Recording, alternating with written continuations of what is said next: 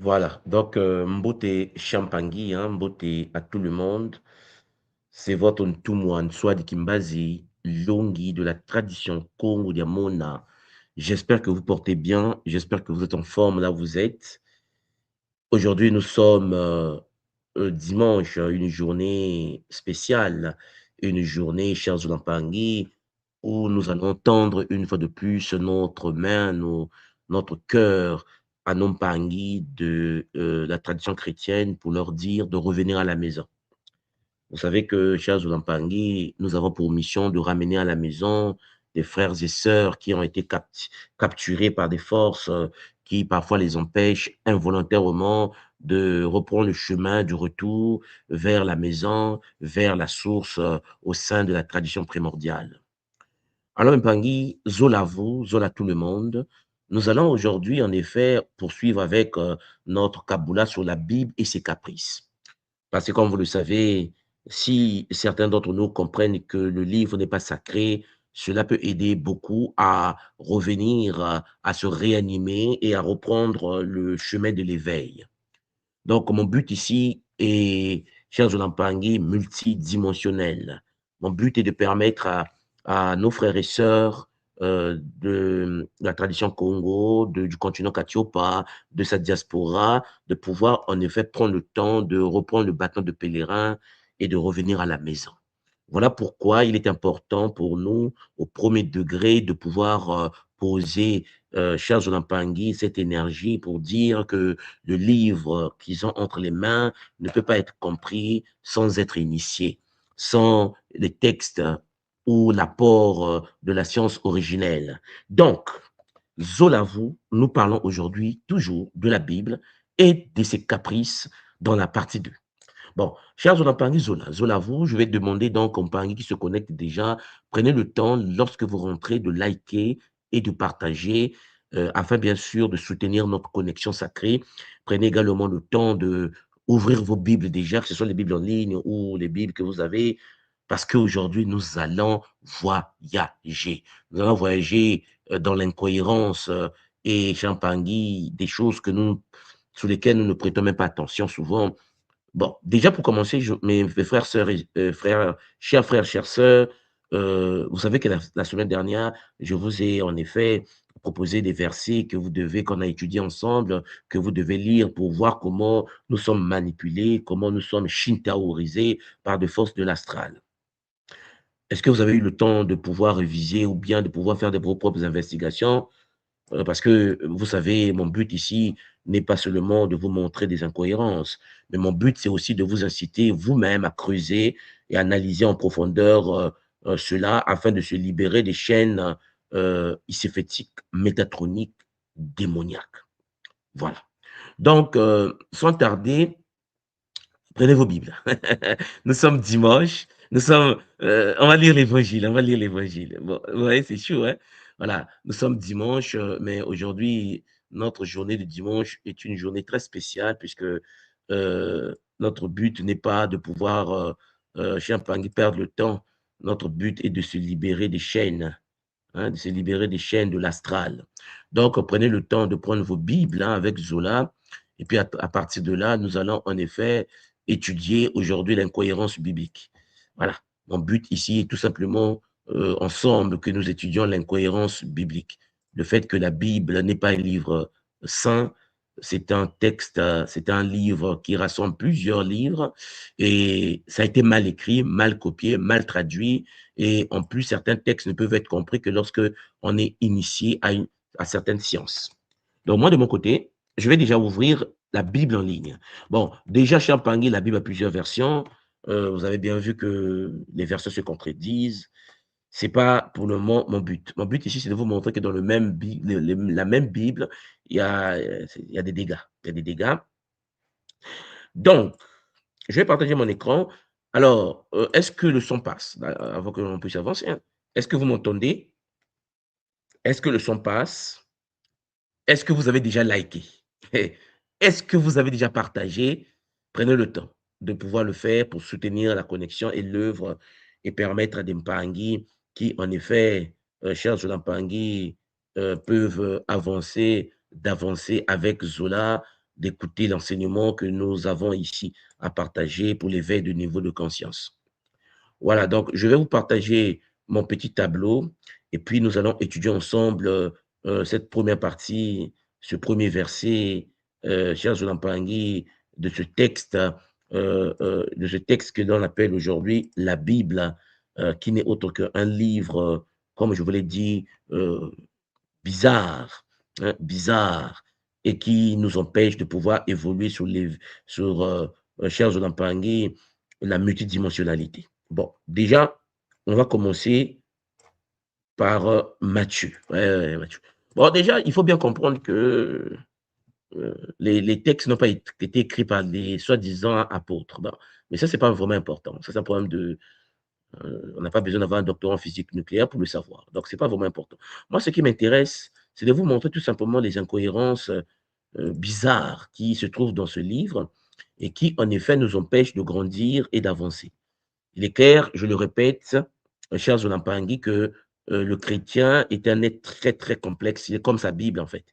Parce qu'en effet, lorsque vous prenez un chrétien et que vous nous montrez un stylo noir et que la Bible dit que le stylo est bleu, je répète cette phrase-là parce que c'est sérieux, hein, j'ai déjà vu des choses où, tu montres à un chrétien quelque chose, de clair.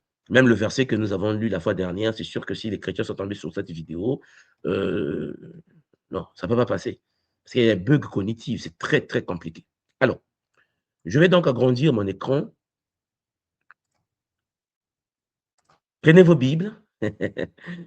Prenez vos Bibles. Alors, ce que je vais faire, pour éviter de monologuer ceux dans sur le plateau, je vais vous partager en effet, parce qu'il faut qu'on se fasse ça en famille, hein, je vais vous partager en effet, le lien de connexion pour que vous venez sur le plateau. Voilà. Pour ceux qui veulent venir avec moi sur le plateau, je vous mets le lien juste en bas, parce que j'aurai besoin d'un parrain qui vont lire la Bible avec moi. Voilà. On va lire la Bible avec, son esprit, voilà, on va lire la Bible. Donc, chers Olympiens, venez sur le plateau. Je ne commence pas si vous ne venez pas. Donc, je vous ai mis le lien juste en bas. Prenez le lien, chers Olympiens, et venez avec moi sur le plateau afin que nous puissions ensemble, chers Olympiens, voilà, voilà. Le lien est juste en bas, voilà, ça vient d'arriver, pour que nous puissions lire la Bible avec bonheur. Sinon, je vais monologuer tout seul et c'est triste. Hein, c'est bizarre. Donc, vous venez avec moi pour ceux qui sont déjà disposés, ceux qui sont en ligne, cliquez sur le lien, rejoignez-moi sur le plateau pour que nous puissions analyser, ce livre qui nous empêche de s'éveiller, ce livre qui nous bloque, qui, empêche notre peuple de s'émanciper. Un livre très compliqué qui a été forgé pour empêcher les âmes de se libérer des chaînes de force de l'astral. Bon, s'il y a aussi des chrétiens en ligne, hein, s'il y a aussi des frères et des sœurs chrétiens en ligne, qui en effet ont une maîtrise de la Bible et qui savent que peut-être que nous interprétons mal, peut-être que nous analysons mal, chers Olapangui, vous pouvez venir sur le plateau également pour nous aider, hein, pour nous aider peut-être à mieux comprendre votre propre livre, ça va faire du bien. Donc vous êtes tous et toutes les bienvenus, chers Olapangui, pour que nous puissions décortiquer l'enseignement d'aujourd'hui, avec Zola toujours.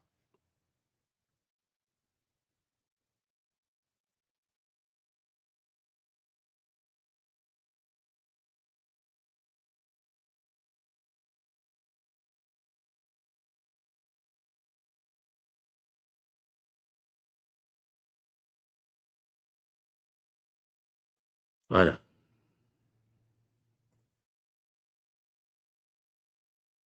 Bon, je constate que les Mpangé, soit vous avez honte ou peur de venir sur le plateau, mais bon, venez, rejoignez-moi, les liens sont en bas, cliquez sur les liens et venez sur le plateau. Dans le cas contraire, ben, je vais le faire tout seul. Je vais le faire tout seul si vous avez, pas la possibilité de venir sur le plateau. Donc, le lien est posé. Rejoignez-moi sur le plateau, likez et partagez parce que le sujet que nous allons à toucher est un sujet qui peut nous aider à avancer. OK? Bon, très bien. Je partage donc mon écran.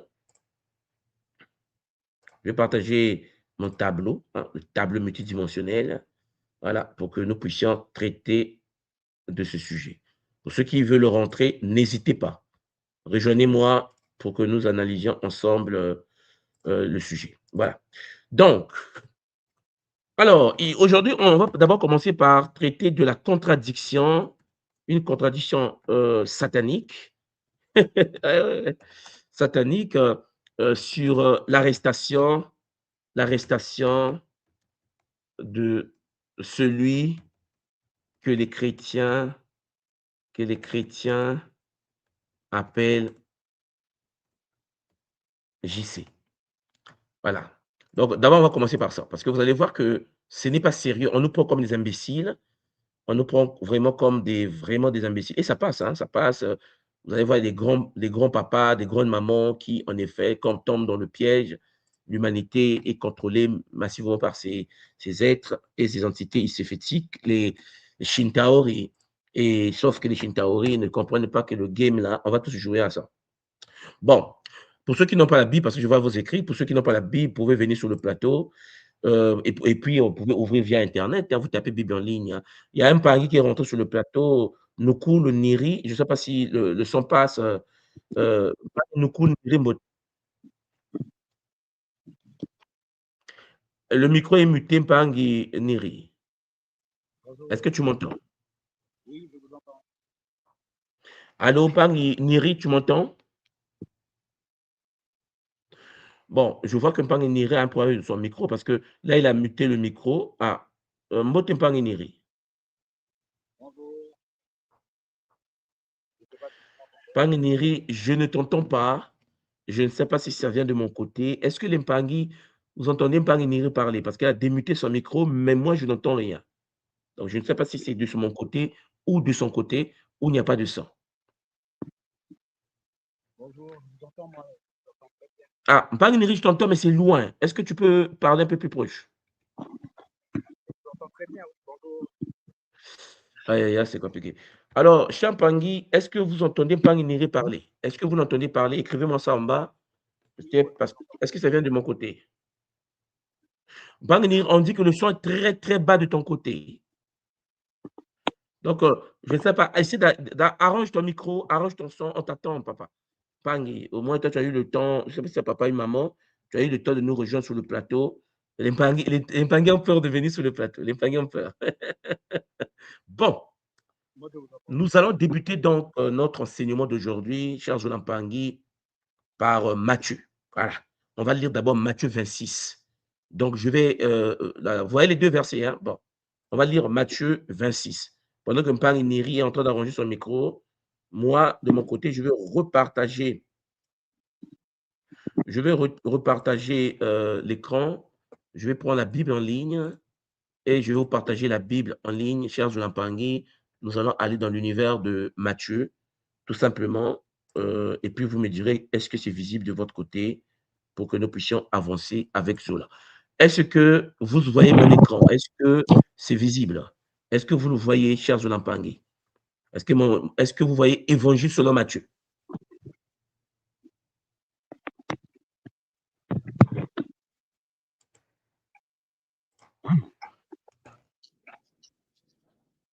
Voilà. Est-ce que l'évangile de Matthieu est visible pour vous?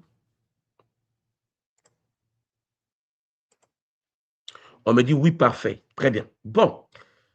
Nous allons tout d'abord prendre, cher Zolampangi, Matthieu. Mais nous allons partir dans Matthieu 26. OK? Donc, vous voyez, je suis sur l'écran, le chapitre 26 est là, je clique sur le chapitre 26.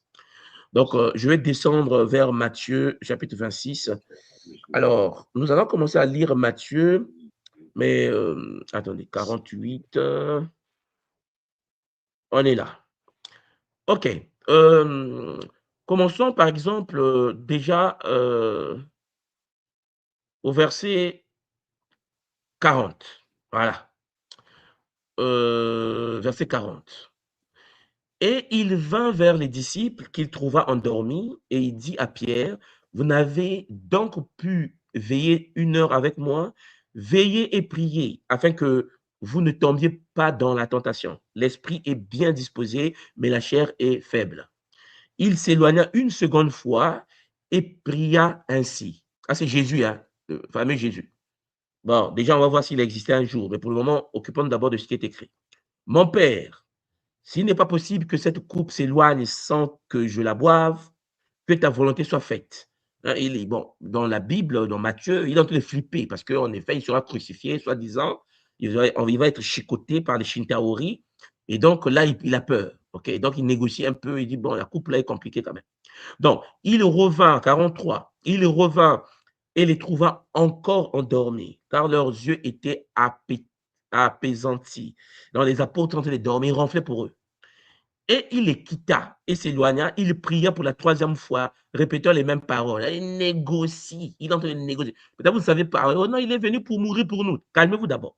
Donc là, il dit à son père, là, lui-même, qui est assis sur le trône, mon père, s'il n'est pas possible que cette coupe s'éloigne sans que je la boive, que ta volonté soit faite. Troisième fois. Vous suivez, hein? Verset 45. Puis il alla vers ses disciples, il leur dit, vous dormez maintenant et vous vous reposez. Voici l'heure est proche et le Fils de l'homme est livré aux mains des pécheurs. Verset 46. Levez-vous, allons, voici celui qui me livre s'approche. Alors, comme il parlait, c'est ce que je voulais vous montrer, suivez bien.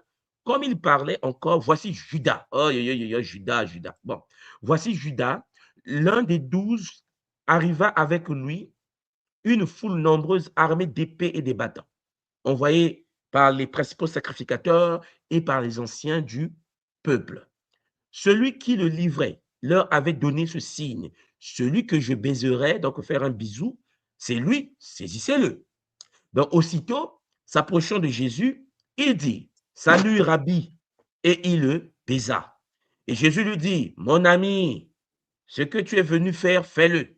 Alors, ces gens s'avancèrent, mirent la main sur Jésus et le saisirent. Et voici un de... Bon, bref, vous avez compris ce que je voulais vous dire. En fait, en somme, ce que je suis en train de vouloir vous montrer ici, c'est que dans la Bible, je pense que vous le constatez, dans Matthieu, la Bible en question nous dit que Jésus s'est présenté et Jésus en question, ben, il y avait Judas Iscariote. D'abord, lui-même, il négociait avec son père. Suivez bien, hein? Il négociait avec son père. Bon, s'il est possible que je ne puisse pas être fracassé, Père, éloigne-moi de cette ma coupe, mais si, bon, toi, tu veux que je meure, ben, je meurs seulement. Il a fait ça 3 fois. Il a fait ça 3 fois de suite, négociation. Mais ça ne s'est pas arrêté là. Le fameux Jésus va être attrapé parce que son disciple, qu'on appelle Judas, va lui faire un bisou. Vous avez bien vu, hein? Un baiser, ce qu'on appelle aujourd'hui le baiser de Judas. Et donc, Judas avait dit aux sacrificateurs et aux soldats, celui que je vais faire un baiser, la bise, le bisou là, ben attrapez-le, c'est lui Jésus. Comme si les gens ne savaient pas si c'était lui Jésus. Suivez bien, l'arnaque, c'est comme si on est les gamins du quartier en fait. Bon, ça se raconte depuis 2000 ans déjà, qu'on nous raconte ça. Et donc, Judas est arrivé, il a fait un bisou. Et Jésus a dit, ben, mon ami, fais-le. Hein. Tu es venu, c'est par le baiser que tu as trahi le Fils de l'homme. Bon, bref. Vous voyez bien comment ça se passe. Mon ami, ce que tu es venu faire, fais-le. Alors ces gens s'avancèrent, mirent la main sur Jésus et le saisirent. Est-ce qu'on est d'accord? Bon, avant que moi je puisse avancer, je vais d'abord poser la question parce que je vois ici, il y a 2 Mpangi qui sont avec moi sur le plateau, Mpangi Dominique, Enga Djantou, maman Mbote Enga Djantou, Mbote Matondo, pour ta présence sur notre plateforme aujourd'hui, Parole d'Évangile. Matondo. Alors, moi j'ai une question, maman Djantou, papa Dominique, vous deux qui êtes sur le plateau déjà, avant que les Mpangi nous rejoignent. Hein? Bon, on est d'accord que c'est pas le baiser.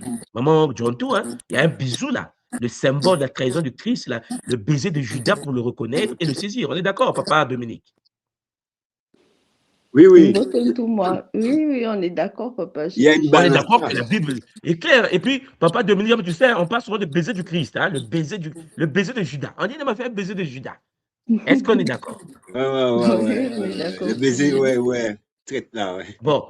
Maman, Ngambumba est rentrée. Ah, Ngambumba est rentrée. Aujourd'hui, on est dimanche. Vous voyez, les guerrières sont en train de rentrer comme ça, c'est chaud. Bon, Ngambumba Mbote, à toi, maman, est-ce que tu as suivi que c'est par un baiser que Judas a signifié que c'est le Christ? Est-ce qu'on vient de le lire? Est-ce que vous êtes conscient que la Bible en parle? Ça y est, là, écrit. Maman Bumba, est-ce que tu as vu le verset? Mbote, oui, j'ai vu, je le connais en plus. Tu connais, non, le baiser de Judas, n'est-ce pas? Je connais le baiser de Judas, papa. Bon, maintenant, on va repartir dans la Bible. Moi, je vous ai dit, la Bible, c'est satanisé, c'est shintaorisé, c'est lobotomisé. Vous me dites, oui, tout moi, c'est compliqué, comment tu peux dire ça? Maintenant, suivez bien ce que je vais faire. Nous allons prendre la même Bible. Je vais maintenant Cher Jolan Pangui, prendre la même Bible que nous avons. Nous allons partir maintenant dans Jean. Jean, c'est un autre apôtre de Jésus. Vous voyez, lorsque vous arrivez au Nouveau Testament, il y a Matthieu, Marc, Luc et Jean, et 4 évangiles. Alors, il y a un retour, je ne sais pas si c'est de mon côté, mais il est préférable de muter. Alors, attendez. Essayez de muter pour que nous puissions. Voilà, ça c'est bon. Voilà. Il y a des Mpangui qui sont en train de rentrer. Pato Mpangui Kama qui est rentré également. Alors, je vais prendre Jean. Voilà. Je vais prendre Jean. Et ce sera Jean. Alors, c'était 13 déjà. Alors, je prends 18. On va revenir sur la pesade. Donc, Jean 18. Alors, attendez. Quand vous le voyez, je vais dans Jean 18. Là. Très bien. Nous sommes dans Jean, chapitre 18. Alors, maman, regardez bien ceci. Regardez, on est dans la même Bible. Hein? Bon. Jean, chapitre 18, verset 3. Judas. Ah, là, c'est Jean qui explique. Jean explique, hein, parce que n'oubliez pas que le jour qu'on attrapait Jésus, Matthieu était là, Jean était là, d'après la Bible. Il y avait que Judas qui manquait. C'est Judas qui est venu avec ses amis pour faire le baiser de Judas. Et on nous a fait des films d'Hollywood sur le baiser de Judas. On est d'accord? Oui, on est d'accord. Jean 3, Jean 18, verset 3. Jésus, donc, Judas, donc, ayant pris la corde, donc Judas, bon, je remonte à Jean 18, verset 1. Lorsqu'il eut dit ces choses, Jésus alla avec ses disciples de l'autre côté du torrent du Cédron, où se trouvait un jardin dans lequel il entra, lui et ses disciples. Judas, qui le livrait, connaissait ce lieu, parce que Jésus et ses disciples s'y étaient souvent réunis.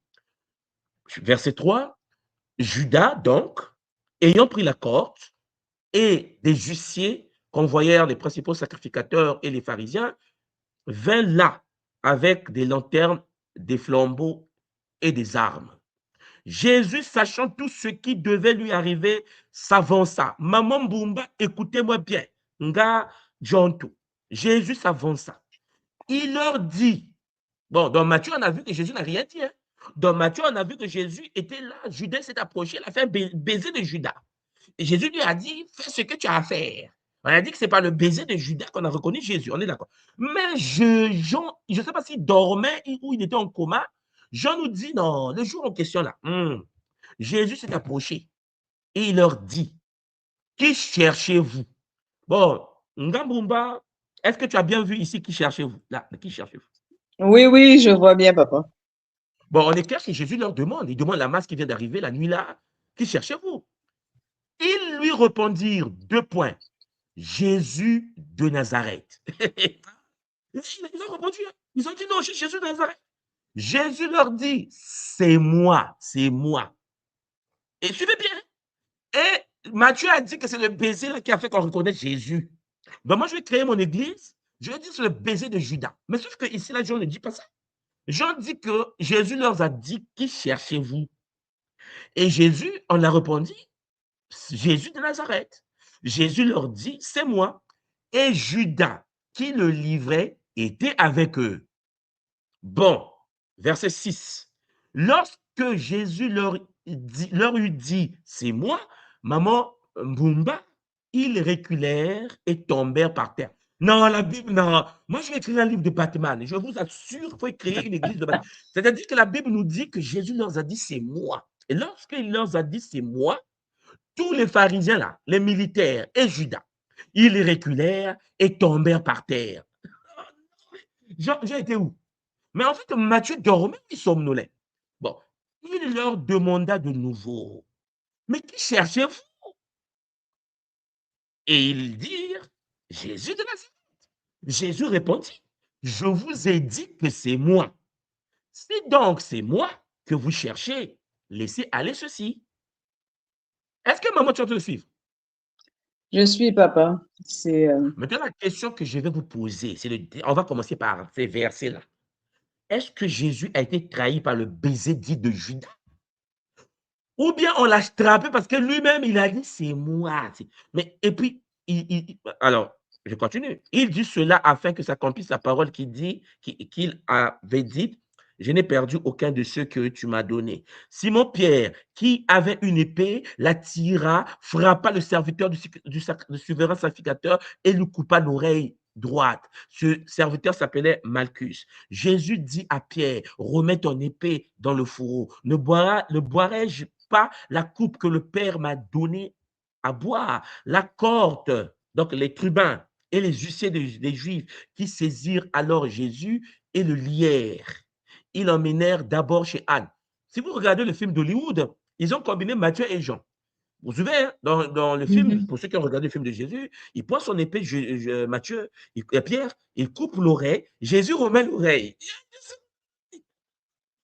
La Bible ne dit pas ça. Hein. Vous voyez bien que la Bible ne dit pas ça. La Bible, on l'a chopé, on l'a lié et on l'a amené. Moi, j'ai la question que je vais vous poser. Essayez de savoir. Question. Pour ceux qui sont déjà sur le plateau. Maman Mbomba et son c'est Mpang.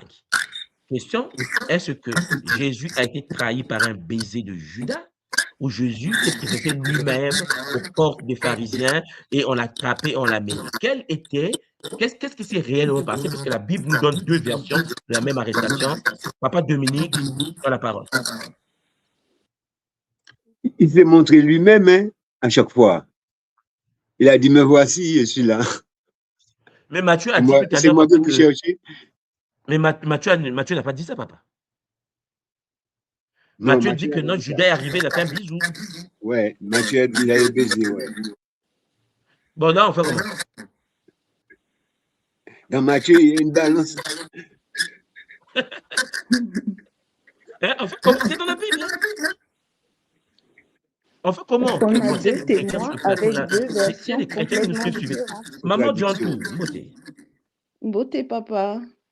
Bon, maman Djantou, dis-nous, toi qui as fait philosophie là, explique-nous un peu qu'est-ce qui se passe ici. C'est contradictoire, papa. On a deux personnes qui ont soi-disant vécu la même scène, mais avec deux versions complètement différentes, à des lieux différents.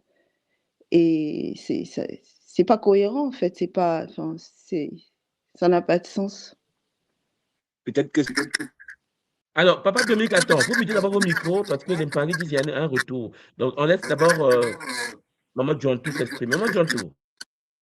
Oui, c'est ça, je disais, papa, on a deux personnes soi-disant qui ont vécu la même scène, mais qui racontent deux histoires complètement différentes d'une scène qu'elles ont vécue ensemble. Soi-disant vécues ensemble, c'est élémentaire, et qui sont des piliers soi-disant de la scène. C'est très incohérent, papa. Pour ne pas rentrer encore dans les détails, hein, pour laisser qu'on continue, qu'on arrive un peu plus loin, c'est déjà le premier constat. C'est complètement contradictoire. Ngamumba. Alors, moi, je comprends plus rien dans la Bible parce qu'en fait, c'est toujours deux versions, une opposée à l'autre pour présenter certaines choses. Et c'est vraiment, depuis hier, je me suis dit, mais moi, j'ai lu la Bible, j'ai pas vu tout ça, quoi. En fait, c'est juste, l'impossible est possible dans la Bible. Voilà, c'est ce que je peux dire. Des choses qui n'ont rien à voir, c'est pas les mêmes personnages. Et pourtant, ils ont chacun livré, soi-disant, Jésus, mais chacun d'une manière différente. Alors, qui dormait pas, j'en sais rien. C'est vraiment extraordinaire. En tout cas, ma tondo de nous mettre le zoom tu te là-dessus. rends quand même compte que l'humanité, le christianisme est la première religion sur cette planète. Comment se fait-il que... Et c'est triste, hein, parce que ce que tu viens de dire, tu as raison. Beaucoup de gens chrétiens lisent la Bible, ils n'ont jamais vu ça. C'est comme s'ils sont hypnotisés. Parce que Exactement. comment se fait-il que c'est écrit là, comme ça, devant tout le monde, et que chaque chrétien lit la Bible? Mais depuis que je pose cette question aux chrétiens, personne n'arrive à m'expliquer pourquoi Jésus a été trahi de deux manières différentes. Il y a une manière. Et puis, vous voyez, on nous fait comprendre que même dans les films d'Hollywood, vous allez voir qu'ils ont combiné Jean, ils ont combiné Jean et Matthieu. C'est-à-dire que c'est de l'arnaque. Ils ont créé un film en combinant deux évangiles comme étant comme la même histoire. Mais quand vous lisez la Bible, vous allez voir qu'il y a le livre de Jean où on dit, ben écoutez, il a dit lui-même que je suis Jésus. Et puis les gens disent, mais attends, après il leur a dit, ils sont tombés quoi. Attends, le mec est tombé, on l'attrape quand même. Bon, là, dans le film de Jésus, vous allez voir que lorsque Pierre a coupé l'oreille du soldat, qu'est-ce que va faire Jésus? Il va prendre l'oreille, il va recoller l'oreille dans le film d'Hollywood. Et pourtant, dans la Bible, ce n'est pas écrit. Dans Jean, ce n'est pas écrit. L'oreille a été coupée, on l'a attrapé Jésus, on l'a amené. La question que j'aimerais vous poser, comment se fait-il que nous sommes des humains, nous avons des cerveaux certains ont des professorats, des doctorats, 4 masters, machin. Comment on n'arrive pas à voir qu'il y a une contradiction sur l'arrestation de soi-disant Jésus? C'est-à-dire que, est-ce que c'est le baiser de Judas? Et pourtant, aujourd'hui, lorsqu'on parle de baiser de Judas, maman, c'est historique. Tout le monde aujourd'hui parle de baiser de Judas. Qui ne sait pas que Jésus a été trahi par le baiser de Judas? Mais c'est C'est pas ça. ce que Jean dit. Et puis je précise Non, que c'est la Jean, c'est pas n'importe qui. manipulation, en fait. Hein. C'est la Mais bien manipulation, sûr. Donc, c'est celui mettre, qui veut créer voilà. son église sur Matthieu, crée l'église sur Matthieu. Celui qui veut créer l'église sur Jean peut créer son église sur... Voilà pourquoi vous allez voir, il y a des pentecôtistes, il y a des adventistes, il y a des témoins de Jéhovah, il y a des branhamistes, il y a des catholiques. Chacun tire la nappe de son côté, puisqu'en effet, la Bible, c'est le livre le plus bizarre qui existe sur cette planète. C'est du n'importe quoi. Regardez vous-même.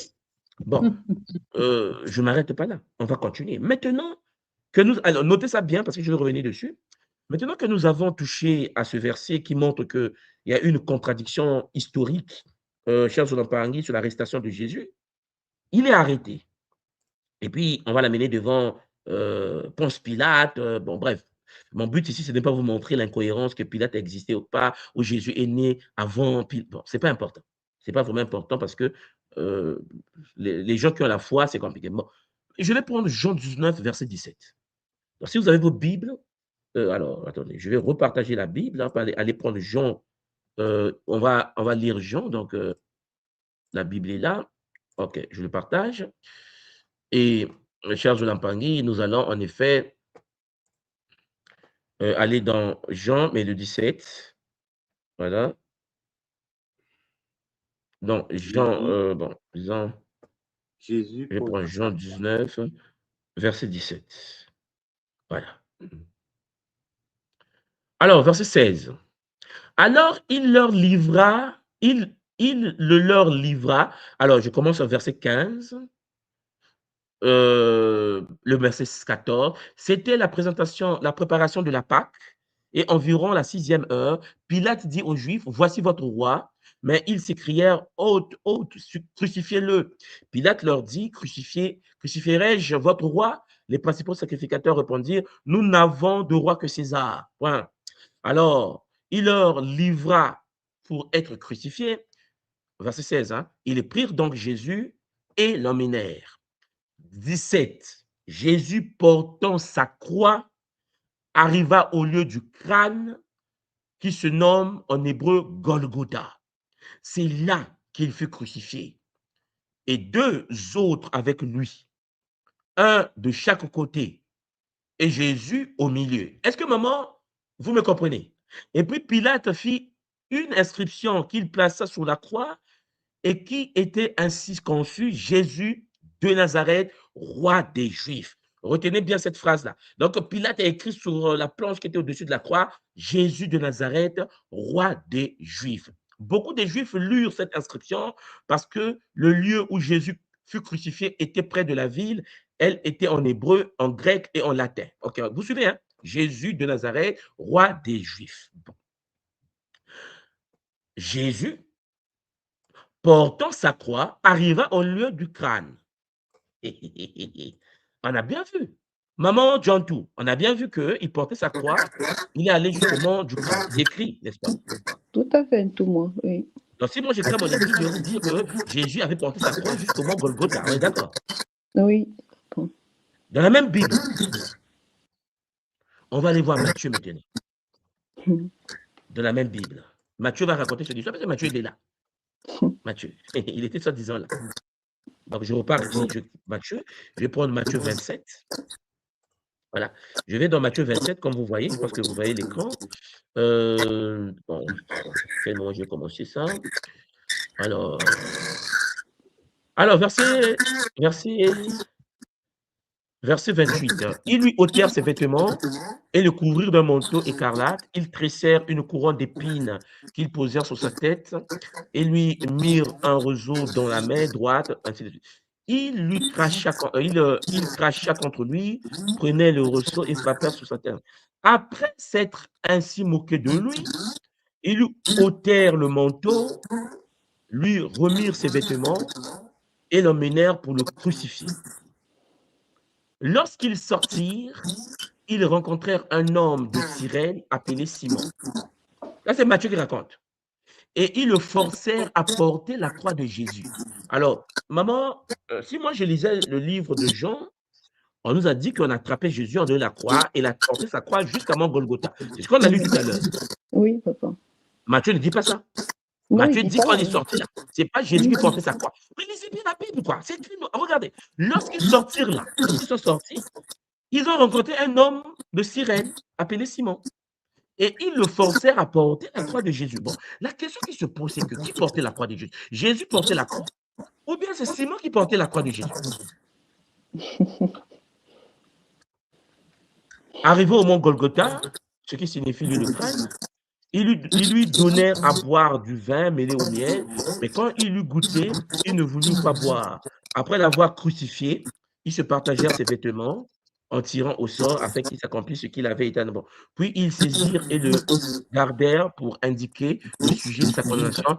On écrivit au-dessus de sa tête, celui-ci est Jésus, le roi des Juifs. Vous voyez la bêtise, hein? L'autre là-bas, on a dit Jésus de Nazareth, le roi des Juifs. Donc, en fait, Matthieu avait mal aux yeux. Dans le mot Nazareth, il n'était pas apparu lorsque lui, il a lu ça, lui. Parce que lui, Nazareth, il n'a pas vu ça. L'autre avait Nazareth dans le texte. Parce que si le livre est sacré, pourquoi ils ont enlevé la vie de Nazareth alors? C'est quoi le problème? Mais je n'ai pas fini. Avec lui furent crucifiés deux brigands, deux brigands.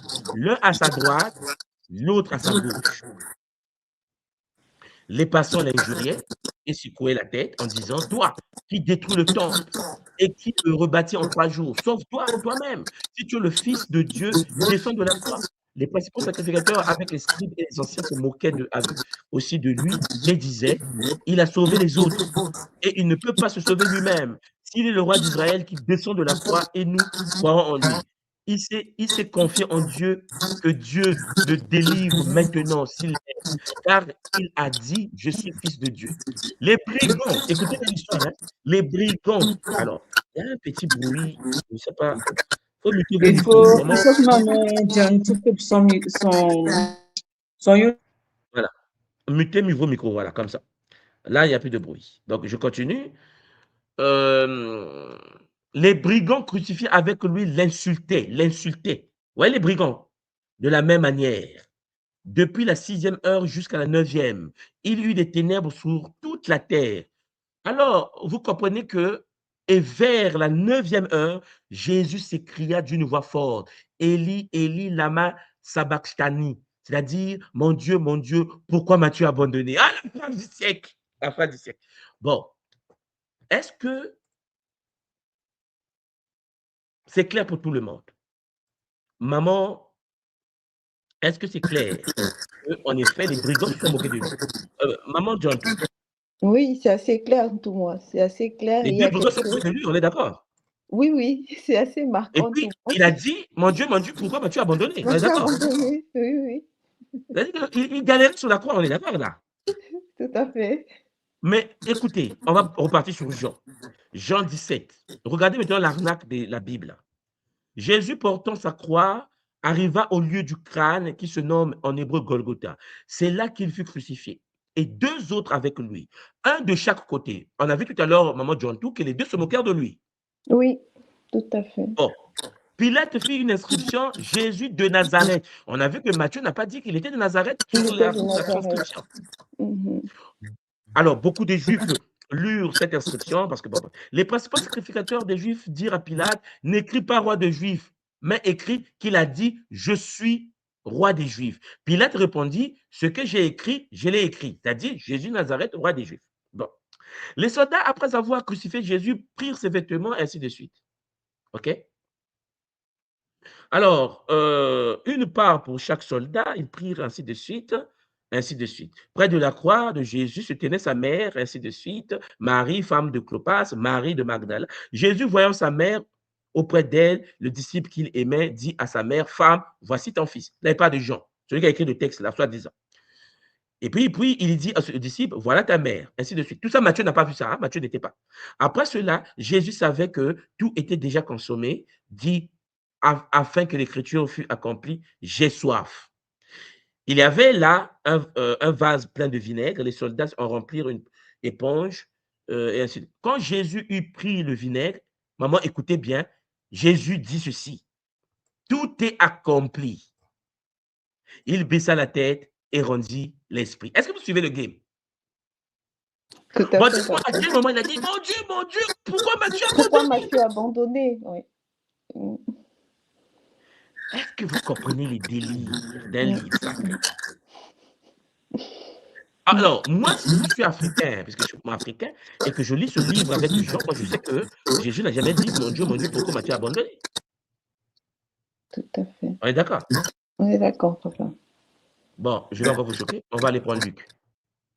Regardez, nous allons prendre Luc. On prend Luc, on va dans Luc 23. Luc 23, les principaux sacrificateurs, ainsi de Hérodote. Bon, bref, Luc 23.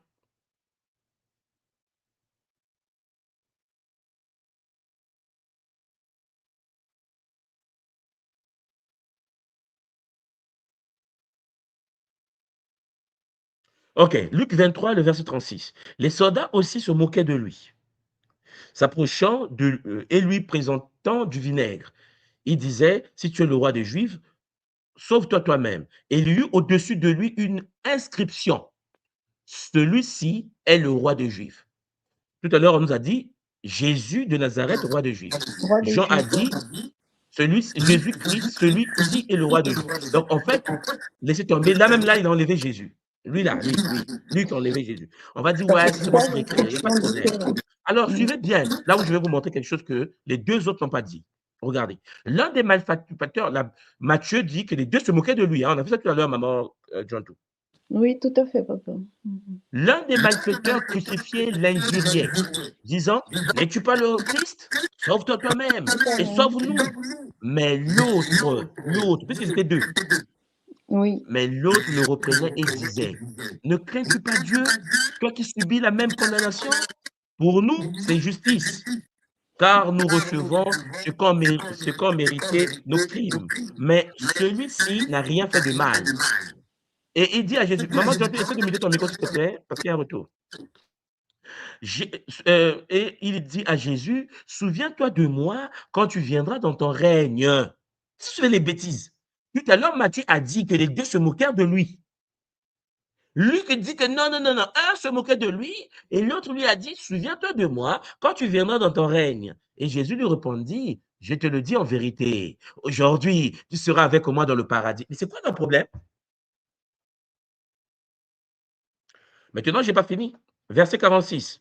Jésus s'écria d'une voix forte. Tout à l'heure, on a vu, mon Dieu, pourquoi m'as-tu abandonné avec Matthieu? On a vu avec Jean, tout est accompli. Mais regardez ce que Luc va dire. Père, je remets mon esprit en tes mains. Mais attends, qu'est-ce qu'il a réellement dit en fait? Puisque dès qu'il a dit ça, et en disant ces paroles, il expira. Donc il est mort. Question, qu'est-ce qu'il a réellement dit? Maman Mbumba, qu'est-ce qu'il a? Ah, maman Mbumba, un problème de connexion. Maman Mbumba, il faut te déconnecter, revenir parce que appareil non connecté. Maman Kama qui est avec nous, pas Kama Mbote. Mbote tout moi. Zola, Zola, Zola, ça va. Zola, papa. Bon, papa, on a lu 3 évangiles là déjà. Bon, est-ce qu'il avait dit, mon Dieu, pourquoi m'as-tu abandonné? Est-ce qu'il a dit que cela soit fait ainsi? Est-ce qu'il a dit, Père, je remets mon esprit en tes mains? Bon, papa, toi qui es savant là, dis-nous, qu'est-ce qu'il a dit le jour-là? Mais le problème par rapport à tout ça, c'est quoi? C'est que on sait que par rapport à comment ils décrivent Jésus, on peut le décrire comme un haut initié.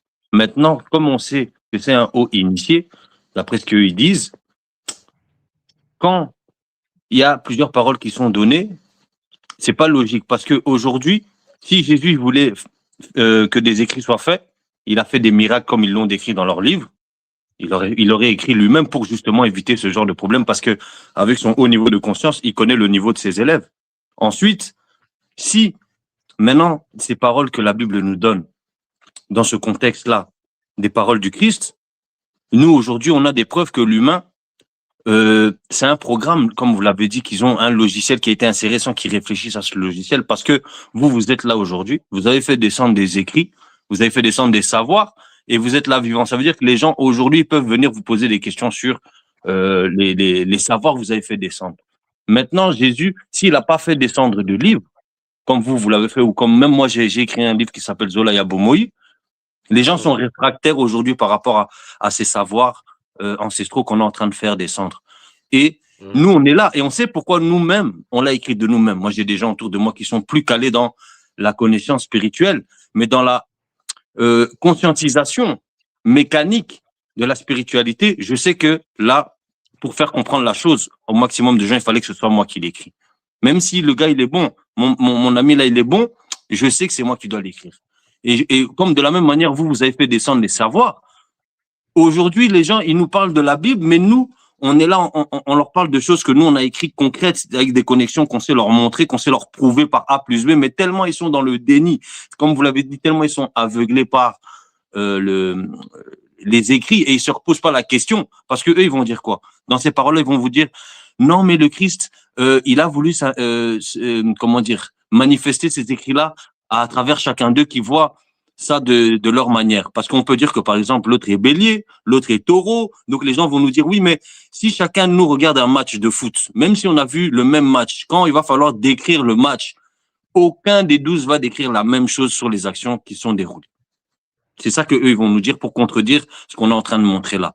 Mais moi, c'est Oui, pour mais ça le que... problème, c'est pas pareil, parce qu'en effet, il est sur la croix, il dit une phrase avant de mourir. On ne peut pas dire que, imagine, la phrase nous dit, l'autre dit que non, le président de la RDC, c'est Tshisekedi. Et l'autre phrase dit, le président de la RDC, c'est Emmanuel Macron. L'autre dit non, le président de la RDC, c'est Trump. Bon, dis-moi, après avoir lu ça, est-ce que c'est Trump que le président de la RDC? Est-ce que c'est Tshisekedi? Est-ce que c'est Macron? On fait comment? Mais dans ce que vous C'est là, c'est m'énoncez ça? là, dans ce que vous Oui. m'énoncez là, tout moi, comment je vais comprendre ça avec mon niveau? Je vais me dire, pour masquer la vérité, ils vont l'englober de mensonges pour qu'on ait difficile à reconnaître la vraie parole. Mais dans le cadre là, nous, comme moi j'ai lu, vous avez fait descendre le Christ, et je sais Originel. que j'ai une autre connaissance maintenant, on va dire, parce que moi j'ai lu le Christ originel. J'ai suivi le Mhm. Kaboula du Christ originel. Donc là, j'ai une autre appréciation. Mais si je suis dans mon niveau de conscience que j'ai actuellement, je vais me dire, mais eux, ils veulent noyer la vraie parole. Mais c'est pour cela que comment se fait-il qu'un livre aussi bizarre, par exemple, le fait que, tu as vu, tout à l'heure, j'ai lu le texte sur dans le jardin, lorsqu'ils sont arrivés dans le jardin, est-ce qu'il a été trahi par un baiser ou bien est-ce qu'il est trahi parce qu'il s'est livré lui-même? Bon, lorsqu'on parle aux enfants, par exemple à mon fils, je vais lui donner en fait, qu'est-ce qu'il faut dire? C'est quoi ce livre qui se contredit, de texte en texte, mais les gens ne se rendent pas compte, c'est bourré d'erreurs. Mais nous, on ne Qu'est-ce qui peut se pas passe? le donner à Ceux nos qui lisent enfants. la Bible en question sont des intellectuels. Tout, moi, nous, on peut pas donner. Si on donne ce livre à l'enfant, c'est pour faire comprendre qu'il y a des gens, ils ont fait un programme blindé de fautes et que eux, tellement ils sont obnubilés par leur soi-disant foi, ils n'arrivent pas à lire. Et l'enfant fera attention quand on voudra instaurer des logiciels de ce genre dans son corps, à travers des contes ou des histoires. Bon, on va continuer, papa. Regardez, un autre verset. Ah non, parce que notre but à nous, c'est seulement poser des interrogations, vous me comprenez? Parce qu'on ne peut pas pratiquer le prosélytisme, imposer des gens à changer, ce n'est pas vraiment important. Le but, c'est que ceux qui peuvent écouter, comprendre les enjeux, ont la possibilité de réfléchir. Alors, vous allez prendre vos Bibles, vous partez dans Genèse chapitre 6, le verset 19 à 20, et on va lire Genèse 7, verset 2. Bon, donc je coupe ça, je prends la Bible, on va aller prendre la Bible. Je prends ma Bible qui est là, hop, et puis nous allons aller dans Genèse. Alors regardez comment les choses fonctionnent dans ce texte-là. Donc je prends Genèse, déjà, 6, voilà, voilà, 19, voilà, je descends là, 19, 20. Alors, je précise que Genèse 6, on parle de Noé ici, pour ceux qui connaissent le fameux déluge qui n'a rien à voir avec un déluge, mais ce n'est pas vraiment mon but de ma présentation. Ici, je vais vous montrer quelque chose. Genèse 6, verset 19. De tout ce qui vit, donc Dieu il a dit à Noé que de tout ce qui vit, de toute chair, tu feras entrer dans l'arche deux de chaque espèce pour les conserver en vie avec toi. Il y aura un mâle et une femelle. Est-ce que Papa Kama, tu suis. Oui, tout moi. Verset 20. Des oiseaux selon leur espèce, du bétail selon son espèce, et de toutes les reptiles de la terre selon leur espèce, deux de chaque espèce, deux viendront vers toi pour que tu leur conserves la vie. Donc, même les pingouins sont venus, hein, les phoques, les pingouins, les anacondas du Brésil, bon, ils sont arrivés jusqu'au Moyen-Orient, mais ce n'est pas un problème, ok, on accepte ça, ok, sa volonté, c'est mystique, ok. Bon, et deux, par contre, en lisant la Bible, quand vous descendez, alors, je fais pas, quand vous venez dans Genèse 7 maintenant ici, chapitre 7, et que je prends le verset 2, l'Éternel, enfin, verset 1, l'Éternel dit à Noé, entre dans l'arche, toi et toute ta famille, car je t'ai vu juste devant moi parmi cette génération. Tu prendras auprès de toi 7 couples de tous les animaux purs, le mâle et sa femelle, une paire des animaux qui ne sont pas purs, le mâle et sa femelle. Bon, excusez-moi, hein, j'ai mis mal à la tête. Alors, j'aimerais que vous qui êtes là, des savants de la Bible en question, papa, maman, John, tous les parents qui sont sur le plateau, attends, Dieu voulait faire rentrer sur l'arche deux de chaque espèce ou 7 couples de tous les animaux purs, le mâle et sa femelle. 7, hein? Ça écrit là, 7. C'est pas moi qui écris la Bible. 7 couples. 7 couples, ça veut dire 7 filles, 7 mâles de chaque espèce. Tout à l'heure, il nous avait dit 2 pères, 2 animaux, pères, donc mâle et femelle, 2. Là, il dit 7 couples. Et puis, il ajoute une paire des animaux qui ne sont pas purs, le mâle et sa femelle. 7 couples aussi des oiseaux du ciel, mâle et femelle, afin de conserver leur race. Enfin, bon, bref. Nous allons parler de ça aujourd'hui. Dites-moi les Olympiques. Est-ce que Dieu a demandé à ce fameux Moïse et Noé de faire rentrer 2 de chaque espèce ou bien 7 couples de chaque espèce et une paire, chers Olympiques, des animaux impurs, comme ils le disent dans la Bible? Maman Mbumba, tu es revenu, tu as la parole. Maman Mbumba, ton micro est muté. Alors, je ne sais pas si Maman Mbumba m'entend. Alors, j'essaie de remettre le son, voilà, c'est bon. Et là, je Oui, t'entends. c'est Oui, bon, maman. j'entends. C'est bon là, je crois que ça passe. Maman, explique-nous ce phénomène. Deux mâles et femelles de chaque espèce ou 7 couples. On t'écoute, maman.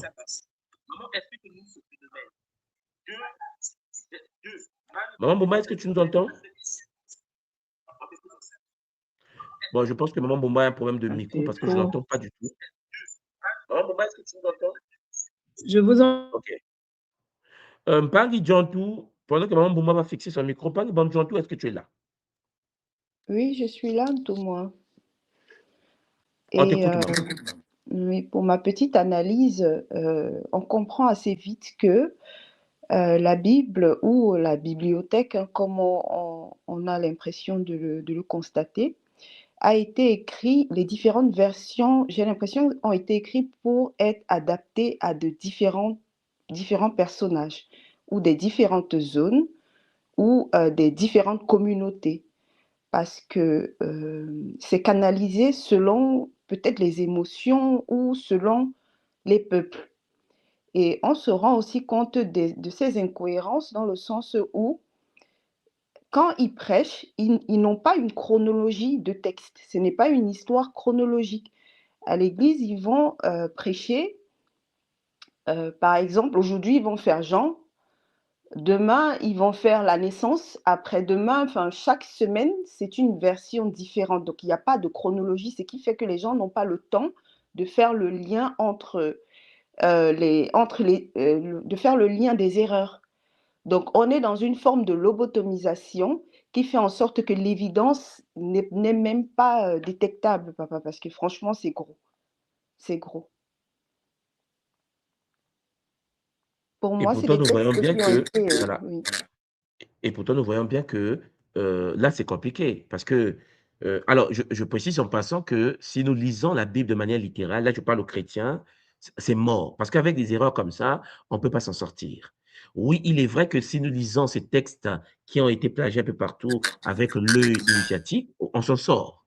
Mais ce n'est pas mon but. Parce que vous savez, je vous ai fait des caboulas sur la lecture secrète de la Bible, le texte des textes bibliques, mais avec une vision différente de ça. Mais vous comprenez que les mamans au pays, les mamans dans nos villages, dans les Caraïbes, nos mamans ne lisent pas la Bible avec les outils initiatiques. Ils lisent ce qui est écrit. On a dit 2 espèces, on parle de 7 couples. Après, on est perdu. On est perdu il a été livré par le baiser de Judas. On vient de voir que c'est pas vrai. On vient de voir que bon, il a dit Élie, Élie, mon Dieu, pourquoi m'as-tu abandonné? Au même moment, il a dit tout est accompli. Au moins, un moment, il a dit mon Dieu, je remets mon esprit en tes mains. En fait, on se dit, mais en fait, c'est comme ce que tu viens de dire, Ngadjantou, c'est-à-dire qu'en effet, le fait que les gens à l'église, on lit la Bible et que les gens sont assis et que le pasteur explique un verset biblique, les gens n'ont pas le temps de pouvoir se rendre compte que dans leur propre livre, il y a des bêtises, il y a des contradictions, il y a des choses incroyables qui se passent en fait. Est-ce que tu vois, maman John? Maintenant, il faut bien comprendre que s'ils lisaient la Bible comme toi, tu la lis en ce moment, il n'y aurait plus personne pour écouter ça.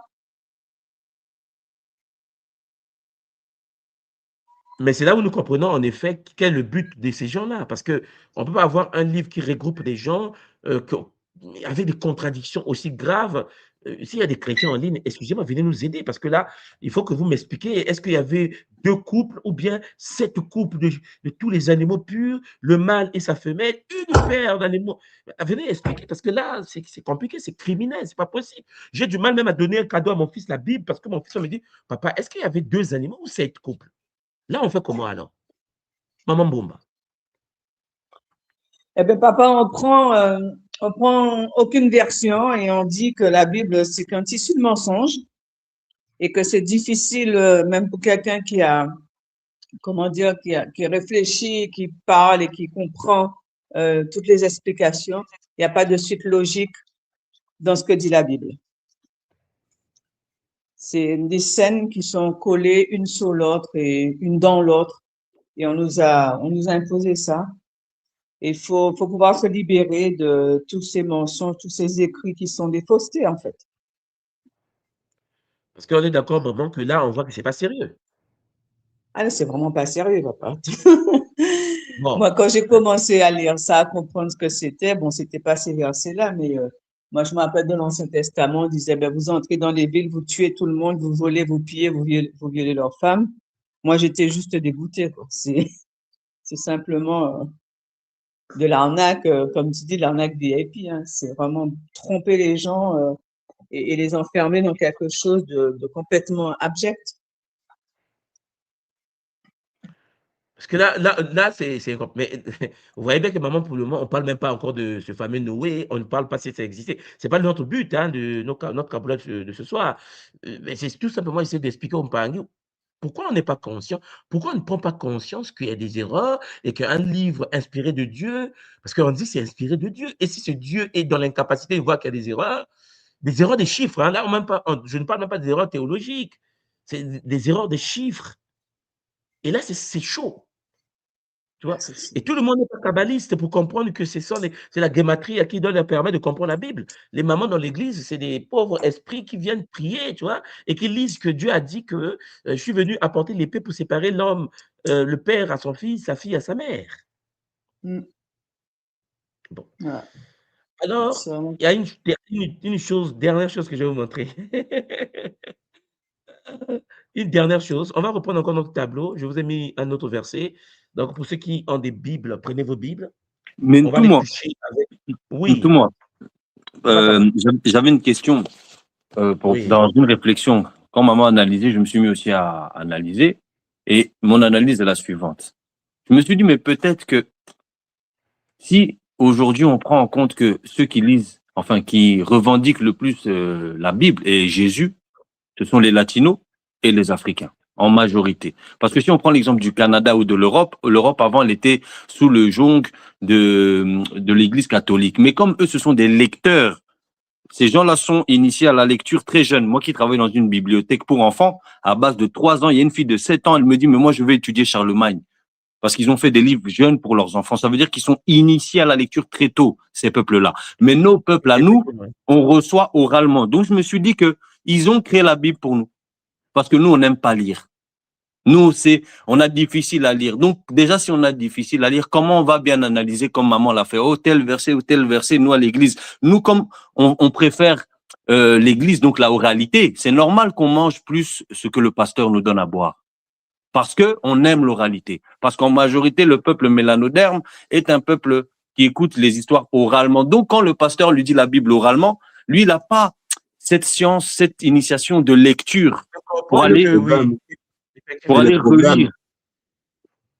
Je ne sais pas si vous voyez, si mon analyse est... Non, je comprends pas mal. Non, mais je comprends. Donc, c'est chaud, hein. Donc, soit vous apprenez vos enfants à lire très tôt pour qu'ils lisent des erreurs qui sont dans les livres qu'on leur impose, ou soit, comme a dit Maman Bumba, ben, mettez ça à côté et avancez, quoi.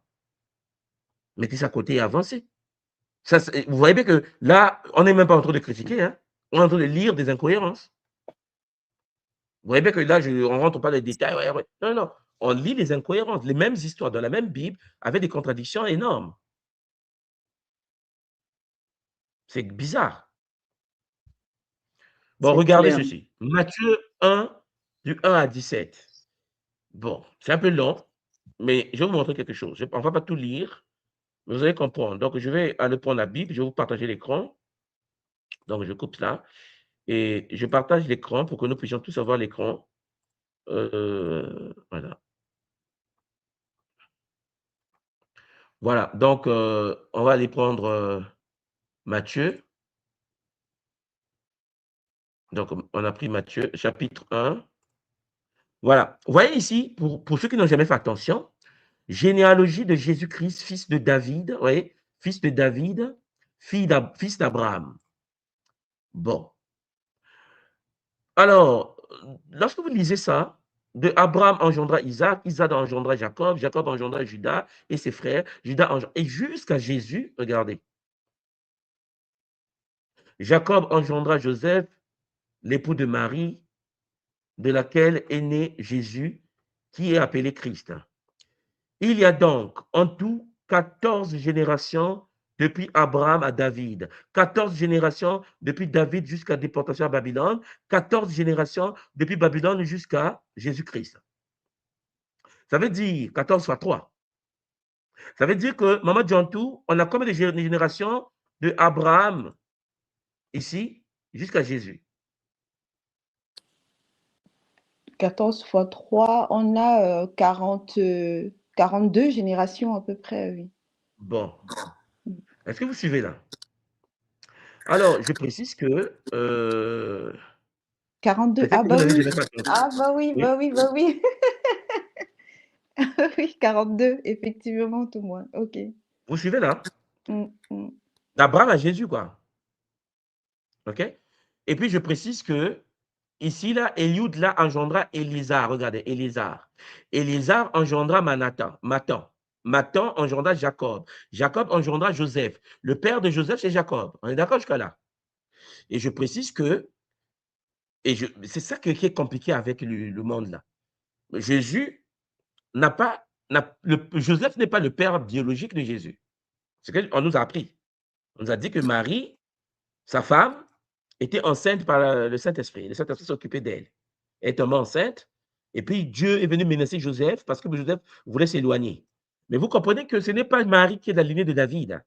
C'est Joseph qui est de la lignée de David. Donc, celui qui n'est pas le père. Ça, souvent, on ne fait pas attention à ça. Et donc, Marie est tombée enceinte. Elle a mis au monde de Jésus. Mais Joseph n'a rien à voir avec Jésus. Puisque ce n'est pas son père. Sauf s'il y a autre chose derrière. Bon. Maintenant, Joseph, son époux, qui était un homme de bien et qui ne voulait pas la diffamer, parce qu'en fait, voici de quelle manière arriva la naissance de Jésus-Christ. Marie, sa mère, ayant été financée à Joseph, se trouva enceinte par la vertu du Saint-Esprit. Le Saint-Esprit enceintait Marie, avant qu'ils eurent habité ensemble. Donc Joseph découvre une femme enceinte. Excusez-moi, si c'est passé au Cameroun, l'histoire ne passait pas. L'histoire, ça ne passait pas. C'est bon, c'est pas les Bédouins, dans le désert. Bon, vous me comprenez. On ne va pas rentrer pour juger cela. Comme il pensait, voici un ange du Seigneur lui apparut en songe et dit, Joseph, fils de David, ne crains pas de prendre avec toi Marie, ta femme, car l'enfant qu'il a conçu vient du Saint-Esprit. Le Saint-Esprit l'a enceinté. En bon français. Maintenant, on a vu qu'il y avait 42. Je vais maintenant aller prendre un autre verset pour que vous compreniez ce que je voulais vous montrer. Évangile de Luc, chapitre 3. Et là, dans Luc, chapitre 3, le verset 23, voilà.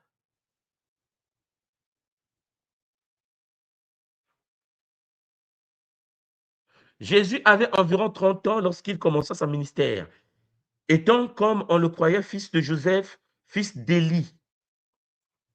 Alors qu'on a vu Joseph, son père, c'est Jacob déjà. Ce n'est pas Élie.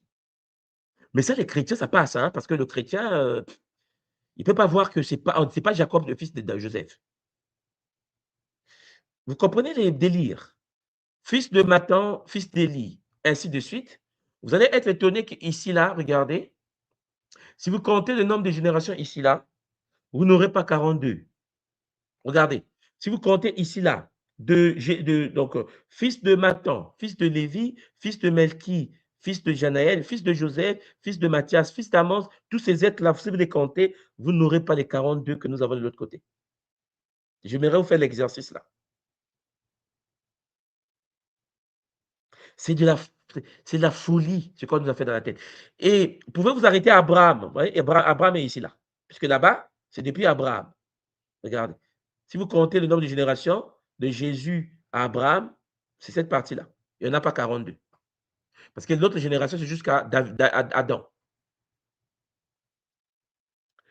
Même dans la généalogie de Jésus, il n'y a pas les mêmes ancêtres. Lisez ça, vous allez voir. C'est-à-dire qu'en fait, on nous prend comme des imbéciles. On nous raconte des histoires à dormir debout. On nous dit que c'est le fils de David, descendant de David, alors que, cher Jonathan Pangui, Joseph n'est pas son père biologique au même moment. Donc, et ça passe, hein? Ça passe ces histoires-là. Voilà un peu ce que je voulais vous dire. Et c'est très important de le savoir. Parce qu'en fait, il y a eu une certaine manipulation dedans. Dans Matthieu 1, verset 17, il y a 14 générations. Mais lorsque vous faites un décompte de gens là, alors, attendez, je vais vous montrer quelque chose. Matthieu 1, donc à partir du verset 12, ici.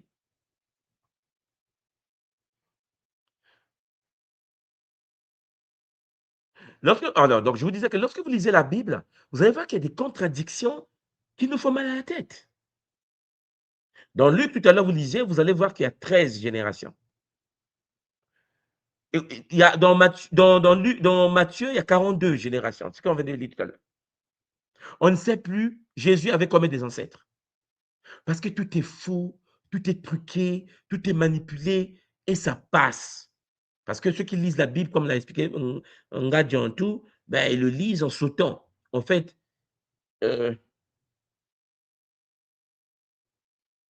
c'est compliqué. Pour terminer, je vais vous donner un petit cadeau. Regardez ceci. On va prendre Matthieu 4.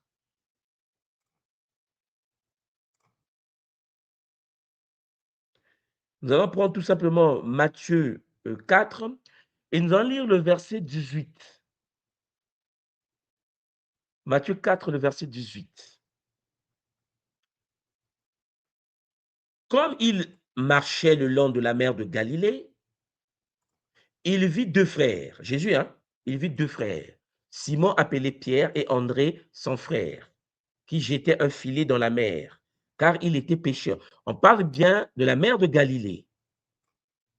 Moi, John, tu as bien vu qu'il marchait de la mer de Galilée. Ils sont à Galilée. Et c'est à Galilée que Jésus croise Simon et André. Tout à fait. Et c'est un livre sacré, hein? On parle d'un livre inspiré de Dieu, Dieu lui-même a parlé. Lorsque vous prenez la même histoire, on va vous dire à quel moment il a trouvé Simon et André. On va dans Jean. Que dit Jean? Parce que les apôtres parlent, ils écrivent, soi-disant. Et dans Jean 1, 42, regardez. Il dit que c'est Simon qui porte ça, quoi. Verset 42. Regardez. Alors, 41. Ce fut lui, rencontra le premier, son frère Simon, et il lui dit, nous avons trouvé le Messie, ce qui signifie le Christ. Et il conduisit vers Jésus. Jésus, l'ayant regardé, dit, tu es Simon, fils de Josiaphe, tu es appelé Céphas, Pierre. Le lendemain, alors, le lendemain, Jésus voulut se rendre en Galilée. Ce que je veux vous montrer, c'est que c'est après qu'il est parti à Galilée. Attendez, c'est la Bible. La Bible fait mal à la tête. C'est-à-dire que tout à l'heure, on a vu que c'était à côté de la mer de Galilée qu'il les a trouvés. Mais sauf que lorsque vous lisez le Jean 1, 42, attendez, Jean 1, 42, c'est ça. Je vais remonter un peu parce que il n'était pas à Galilée. C'est bien après qu'il va vouloir aller à Galilée. Alors, attendez. Le lendemain, alors, c'est incroyable ce qu'on nous a fait.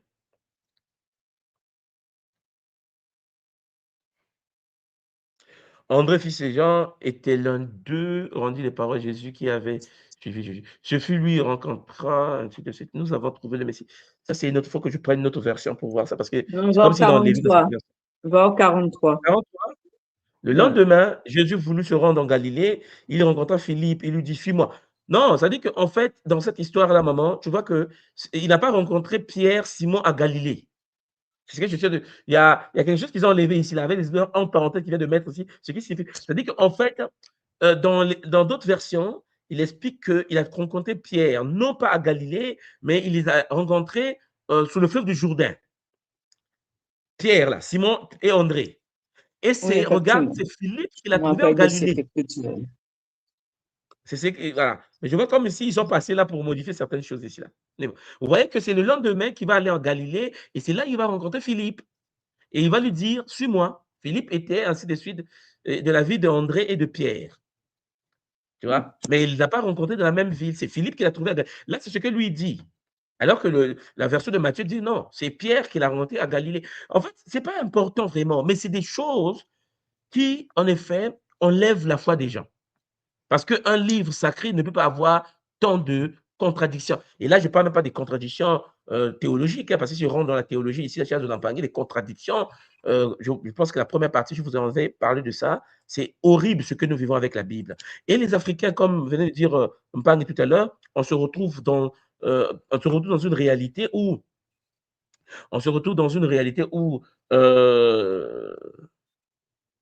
c'est contradictoire. Et notre peuple subit parce qu'ils lisent chapitre, verset chaque jour. Ils ne lisent pas la Bible de manière entière parce qu'ils ne lisent pas en fait. Donc le pasteur doit lire à leur place. Et ça, c'est triste. Voilà. Même tout, moi j'ai une Est-ce que c'est clair, question. Maman Mumba? Oui, Papa Kama.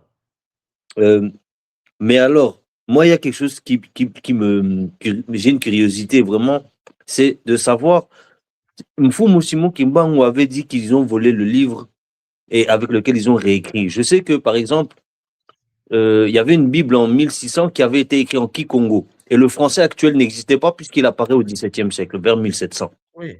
Oui. Donc, est-ce que cette Bible-là, elle est totalement différente et qu'ils l'ont réinterprétée pour, je ne sais pas, pour nous corrompre ou, Non, il faut bien comprendre que les textes originaux de la Bible n'existent pas. Ok. Et de quoi alors Bon. parler Simon Kimbangu? Mais alors, il faut bien comprendre des choses, hein, parce que je sais que j'aime beaucoup les Kimbanguistes, mais tu sais, on est de la même lignée là. Mais lorsqu'on voit le kimbanguisme d'aujourd'hui, c'est le christianisme, on est d'accord? C'est vrai. Moi, je sais que quand j'arrive à Brazzaville, au cœur de l'Afrique centrale, au Congo, devant le temple de Kimbanguiste, il est écrit « Kimbangu, envoyé de Jésus-Christ en Afrique ». Ah. Je ne sais pas si tu as fait attention à ça. Non, non. Je sais que beaucoup de gens, ceux qui sont dans la diaspora surtout, ne savent pas cela. C'est-à-dire que beaucoup de gens ne savent pas qu'en Afrique, au Congo, à Brazzaville, chez nous, hein, c'est écrit « Simon Kimbangu, envoyé de Jésus-Christ en Afrique noire ». Oui, Donc, moi en je fait, sais on ça. nous a... Hein? Oui, moi je sais ça. Moi j'ai déjà pas mal suivi de trucs où on met l'église en vert et blanc là. Oui, oui, c'est écrit comme ça. Simon Kimbangu, envoyé de Jésus. Donc, si Jésus n'a pas vraiment une existence physique, si le christianisme est une invention reptilienne, il faut faire très attention avec la suite, en fait. Et voilà. Est-ce que nous avons la vraie version de Kimbangu? Est-ce que nous avons la vraie histoire de Kimbangu? J'aimerais pas rentrer dans des débats non publics. Des choses comme ça, j'aime traiter ça en privé, en famille. Mais il est clair que le kimbanguisme, aujourd'hui, ce n'est pas Kimbangu. Le Et, kimbanguisme, aujourd'hui, est une religion créée par ses enfants après sa mort. Et lui, de son vivant, n'a jamais créé le kimbanguisme. ok. Vérifie, tu vas voir. Le kimbanguisme est né après lui. C'est pour cela que tu vois qu'en Afrique, il y a un vrai combat entre les kimbanguistes, les Ngunza. Ils ne s'entendent pas. Hein. C'est chaud. Hein. Mais alors, c'est pour ça que les Belges, ils ont gardé le corps de Kimbangu en Belgique et pas au Congo. Mais ça aussi, il faut voir. Ça aussi, il faut voir. Est-ce que c'est son corps ou pas son corps? Est-ce que son Parce qu'on corps est sait au que si le Congo corps ou est en de Belgique? retour là-bas, on sait que normalement les enfants sont connectés ou enfin, il y a quelque chose qui va se passer de différent, quoi. Oui, mais la question qu'il faut se poser, c'est que parce que n'oubliez pas que le kimbanguisme est présenté comme étant le christianisme aujourd'hui. Et puis Ok. les enfants de Kimbangu, ils ont fait de ça comme une religion avec Dieu le Père, le Fils et le Saint-Esprit. Hmm. C'est-à-dire que moi, ce que j'essaie de vous dire, c'est que l'erreur de l'Africain, c'est qu'il veut créer une religion avec la vision occidentale du christianisme. Voilà, Parce il que dit, là, dans ma version, là, ils disent que c'est une religion qui a été amenée par les missionnaires. parce que moi, je vais vous dire quelque chose. Vous savez quand même que les kimbanguistes utilisent la Bible. Oui, oui, oui. C'est quoi ce délire-là encore? Alors que Simon Kimbangu lui-même n'utilisait pas la Bible. Bon, donc tu comprends qu'il y a une différence entre Kimbangu et le kimbanguisme. L'église qui est Ok. créée après lui n'a rien à voir avec lui. C'est un peu comme ils ont fait avec Bob Marley. Ils l'ont catalogué avec les joints, or qu'en réalité, il a véhiculé un message beaucoup plus fort que la marijuana.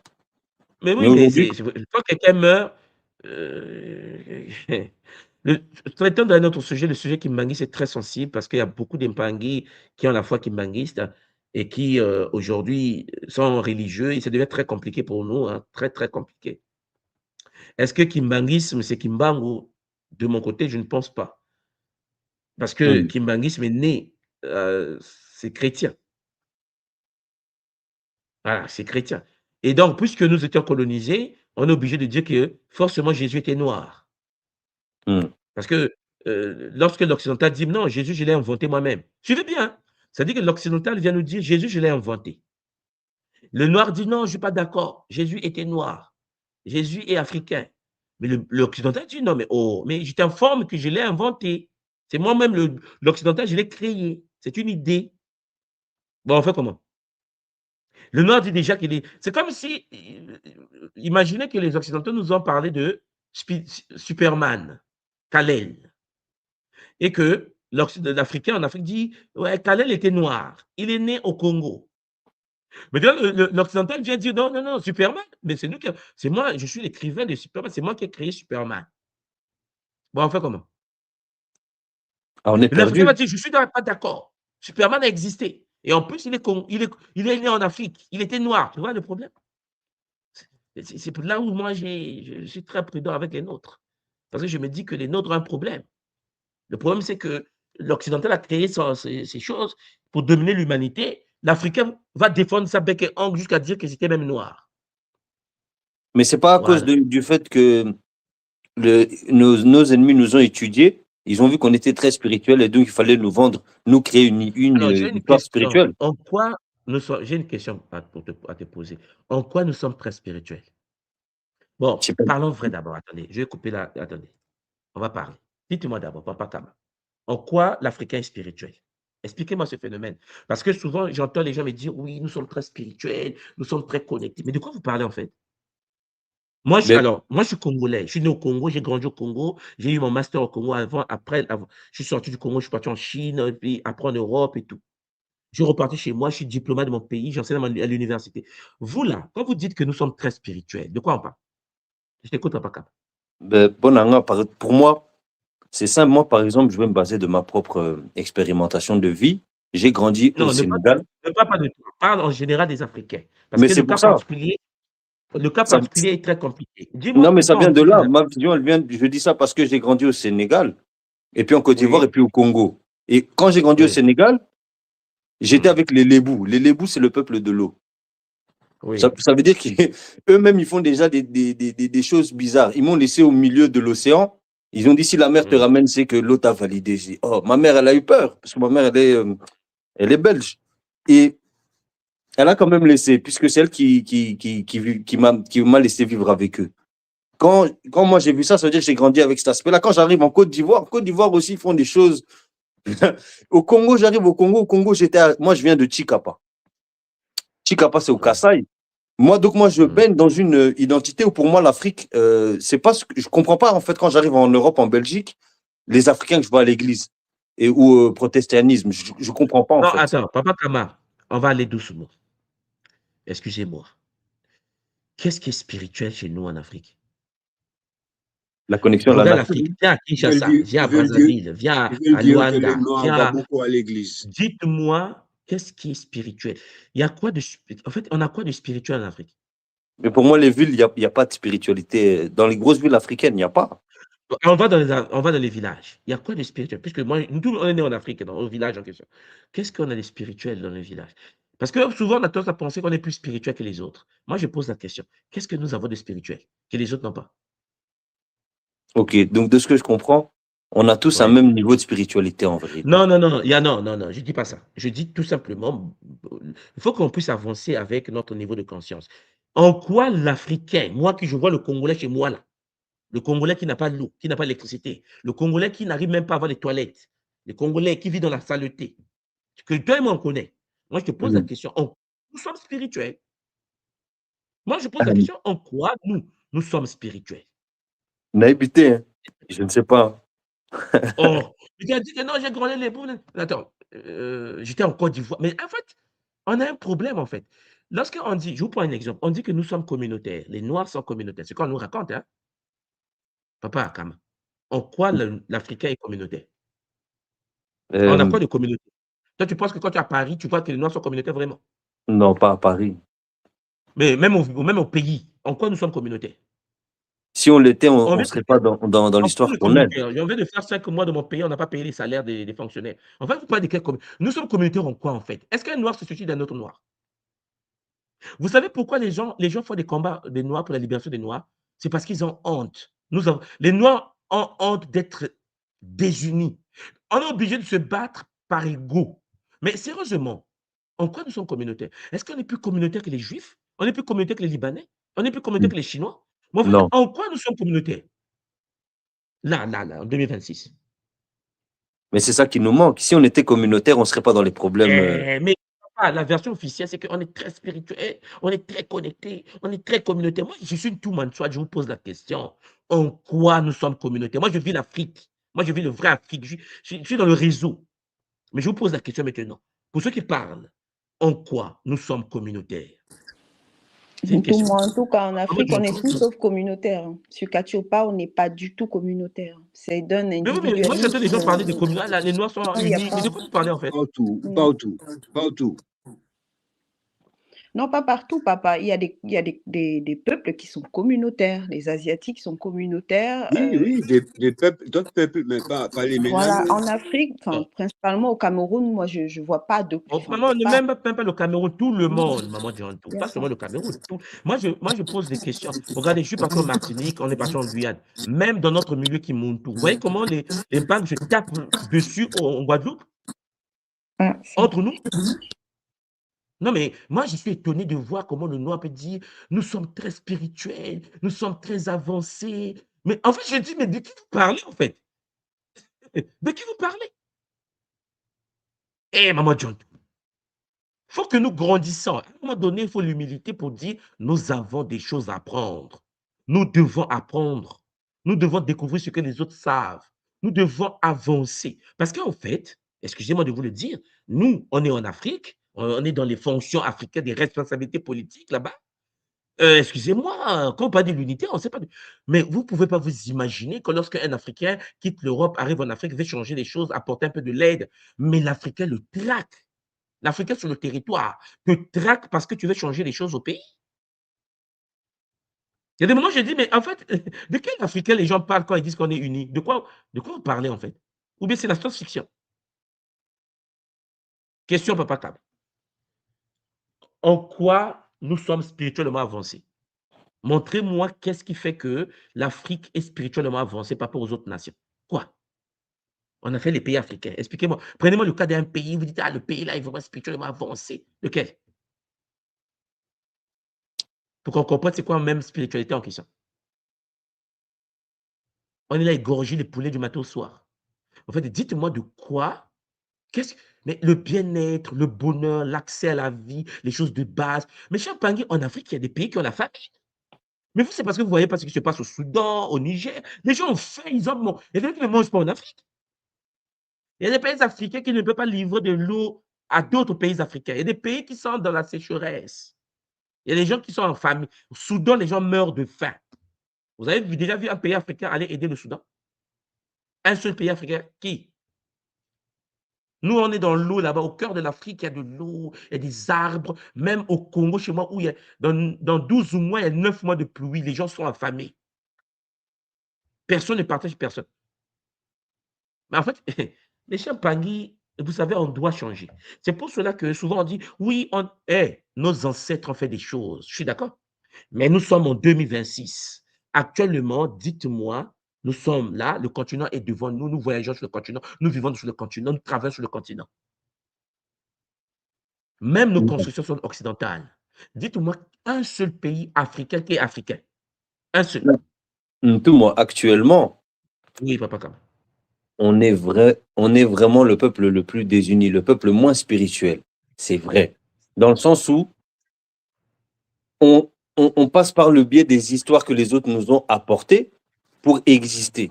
Et même si on est spirituel, ça, ce n'est pas être spirituel. Je te pose encore une question, Papa Kama. La fois dernière, quelqu'un m'a posé la question sur le racisme. Il m'a dit que non, on nous déteste parce que nous sommes des Noirs.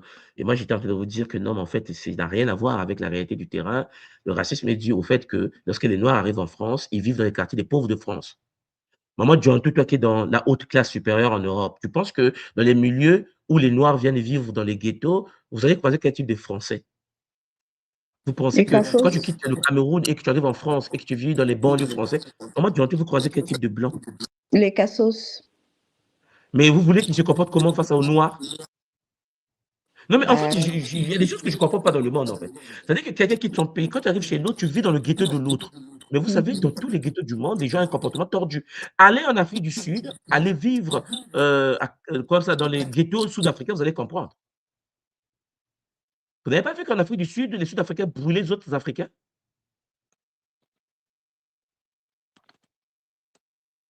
Si je pose la question aux Africains qui sont là, qui m'écoutent, les Noirs qui vivent en France, vous vivez dans quel quartier de France?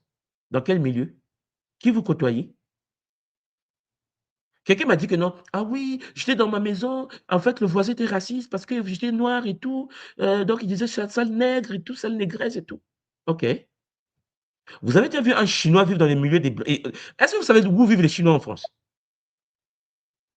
Papa Kama, toi qui es en Non, France, là-bas, en Europe. ils achètent des Maman immeubles, John. papa. Ils achètent des quartiers entiers. Ils sont très communautaires. On les voit quasiment pas. Mais est-ce que c'est la faute des Chinois si nous, on n'est pas communautaire? Est-ce que c'est la faute des autres communautés si nous, on n'est pas communautaire? Est-ce que c'est la faute de l'autre aussi? C'est chacun pour soi, Dieu pour tous. Quand quelqu'un est égoïste, il subit la société. Vous avez déjà vu les Pakistanais venir en France vivre séparément? Vous avez déjà vu des peuples dans ce monde venir en Occident vivre séparément? Les gens sont dans leur communauté. Les gens vivent dans leur communauté, mangent dans leur communauté, ont les femmes de leur communauté. Est-ce que quelqu'un peut leur dire, est-ce que quelqu'un peut dire à un Chinois à Paris, non, ne vis pas dans ta communauté? Mais est-ce que vous avez vu comment nous vivons, nous? Chacun pour soi. Certains sont à Nîmes, d'autres sont à Montréal, à Montpellier, d'autres sont à Béziers, d'autres sont à Lyon. Chacun pour soi. Et lorsqu'on te chicote, parce que qui t'a dit que tu peux survivre dans un monde dangereux seul? Qui t'a dit ça? Je suis vraiment étonné parfois lorsqu'on dit qu'on est spirituellement avancé en Afrique par rapport aux autres nations de la Terre. C'est triste de voir ça. Parce que quand tu regardes, Les enfants, des Brazza qui a pris le Congo Brazzaville chez moi n'avait que 25 ans. C'est un enfant de 25 ans qui a colonisé le Congo. 25 ans. Excusez-moi, les vieux cocobars, nos vieux là étaient où? Un enfant de 25 ans qui quitte l'Occident, qui vient. Ils étaient 10. On dit qu'ils sont arrivés dans les bateaux, 10 personnes, ils sont descendus. Ils ont pris le pays en otage. On appelle la capitale Brazzaville. L'enfant avait 25 ans. Bon, nos vieux là étaient où? Il y a des moments, il faut qu'on se pose des bonnes questions. Comment se fait-il qu'on n'arrive pas à vivre ensemble? Qu'est-ce qui se passe pour qu'on n'a pas nos systèmes bancaires? On n'a pas nos bâtiments. Regarde, tu viens de dire tout à l'heure que oui, ils ont leur bâtisse, les Chinois, ils achètent des quartiers, ils ont des tabacs. Nous, on n'a pas. Moi, j'ai jamais vu un quartier à Paris, à part nos quartiers pourris, mais qui sont contrôlés aussi. La fois dernière, tu achètes au Rouge, tu vas voir que les patrons des restaurants ne sont même plus nous. Ce n'est pas nous. Nous travaillons pour les autres. Ce n'est pas possible. C'est un peuple. Mais on ne peut pas en parler parce qu'en fait, on se dit que non, nous aussi, on existe. Excusez-moi, je veux un seul domaine, un seul, où nous avons une maîtrise, même en Occident ou en Afrique. Un seul domaine. Personne n'arrive à me donner ce domaine. Les gens me disent, on a des diplômes, mais on a tous été formés en Occident. Tout le monde, nous tous les cadres de mon pays ont été formés en Occident. Maman Djantou, tous les cadres camerounais ont été formés en Occident. Tout à fait, papa. Mais nous avons quoi d'Africain, en fait? Les gens ont quoi d'Africain? On Bon, ne peut s'il y rien a un avoir de Africain qui vit spécial dans pour l'Afrique, moi. vous comprenez? On ne peut pas avoir quelque chose parce que quand on prend déjà ce que vous nous avez démontré aujourd'hui, déjà à la base, la souche même, il y a un gros problème. Quand on prend les premiers versets sur la justice, déjà là, on est dans une lobotomisation de la faute sur l'autre. C'est par rapport à Judas qu'il a été crucifié. Pourtant, les autres versets montrent bien qu'il n'y a pas un Judas les autres... enfin, ses compagnons, ses disciples montrent que les textes ne sont pas cohérents. Donc, on nous a déjà inculqué une forme de culpabilité de c'est l'autre, c'est de la faute de l'autre. Le deuxième parle de la croix. La croix, là, il nous emmène dans les émotions. On est dans la souffrance, on est dans la moquerie, on est dans... déjà, après la trahison, c'est la moquerie, la victimisation. Après, on entre dans la création. On est dans la fécondation, hein, le recommencement. Donc, on a déjà crucifié l'autre, on l'a accusé, on l'a crucifié. Ensuite, on rentre dans la nouveauté. Et après, on vient dans la naissance. Donc, c'est-à-dire que c'est un cycle, papa, quand on prend les quatre chapitres ou les 4 versets, différents textes que vous avez pris, ça rejoint ce même cycle. Il faut un coupable.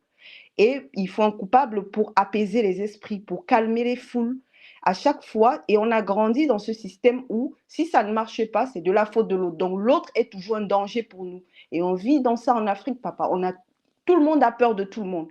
On ne peut pas avancer de cette façon-là. C'est impossible tant qu'on ne se réveille pas sur l'amour de l'autre. Ce que l'école enseigne, c'est-à-dire voir le bon côté dans tout. Même s'il est comme ça, dans chaque personne, il y a une part de bonnes choses, de bonne conscience. Ne prendre que cette bonne conscience-là et ramener le reste à la raison. Mais nous, on n'a pas ça en Afrique, papa. On est dans la culpabilité. Personne n'est... tout le monde est innocent. C'est toujours de la faute de l'autre. Même le voleur, s'il vole, c'est parce qu'il avait faim. Et c'est parce que Paul Biya n'a pas donné le travail.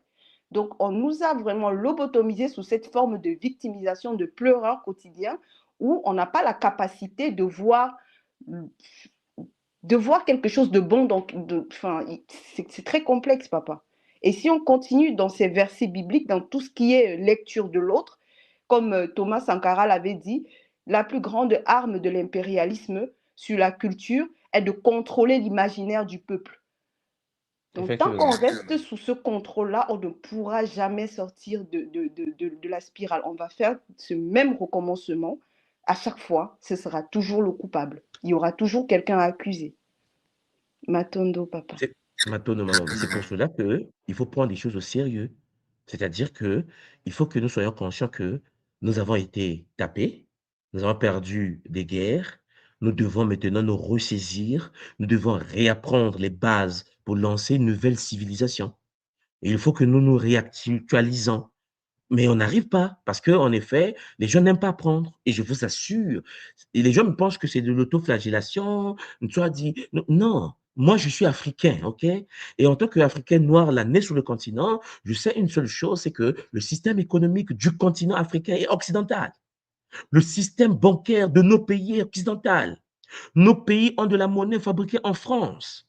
Nous vivons dans un système contrôlé, dominé par l'Occident.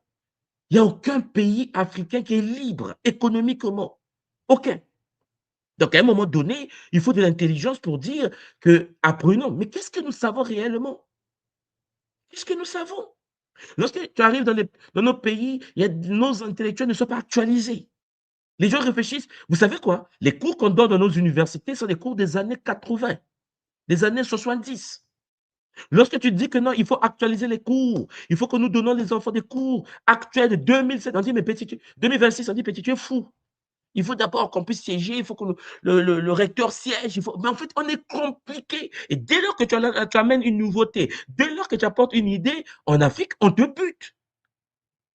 C'est pour ça que lorsque j'entends les gens parler à l'extérieur, ils sont là sur leur ordi, j'ai dit, écoutez, lorsqu'on arrive sur le continent, ce que vous pensez être spirituel, mais ça n'a rien à voir avec la spiritualité. Les gens sont ignorants. L'initié est galéreur. Un initié qui vit dans une maison en paille penchée.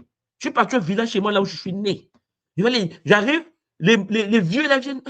Mon fils, un petit 10 000. Mais c'est tout le chef du village. Galérant, le mec a faim. Mais c'est lui l'initié. Mais vous moquez des gens. Vous n'avez jamais vu des êtres initiés ou quoi? Nous sommes dans des systèmes où les gens ont la jalousie, la méchanceté. C'est ça qu'on doit combattre, les anti-valeurs. Chers Zolampangi, les anti-valeurs existent chez nous. Et ça, ce n'est pas les autres qui vont travailler à notre place. Voilà. Mon but, ce n'est pas de dire, oui, aimer les autres. Non, non, il faut s'aimer soi-même. Mais ça commence par nous-mêmes.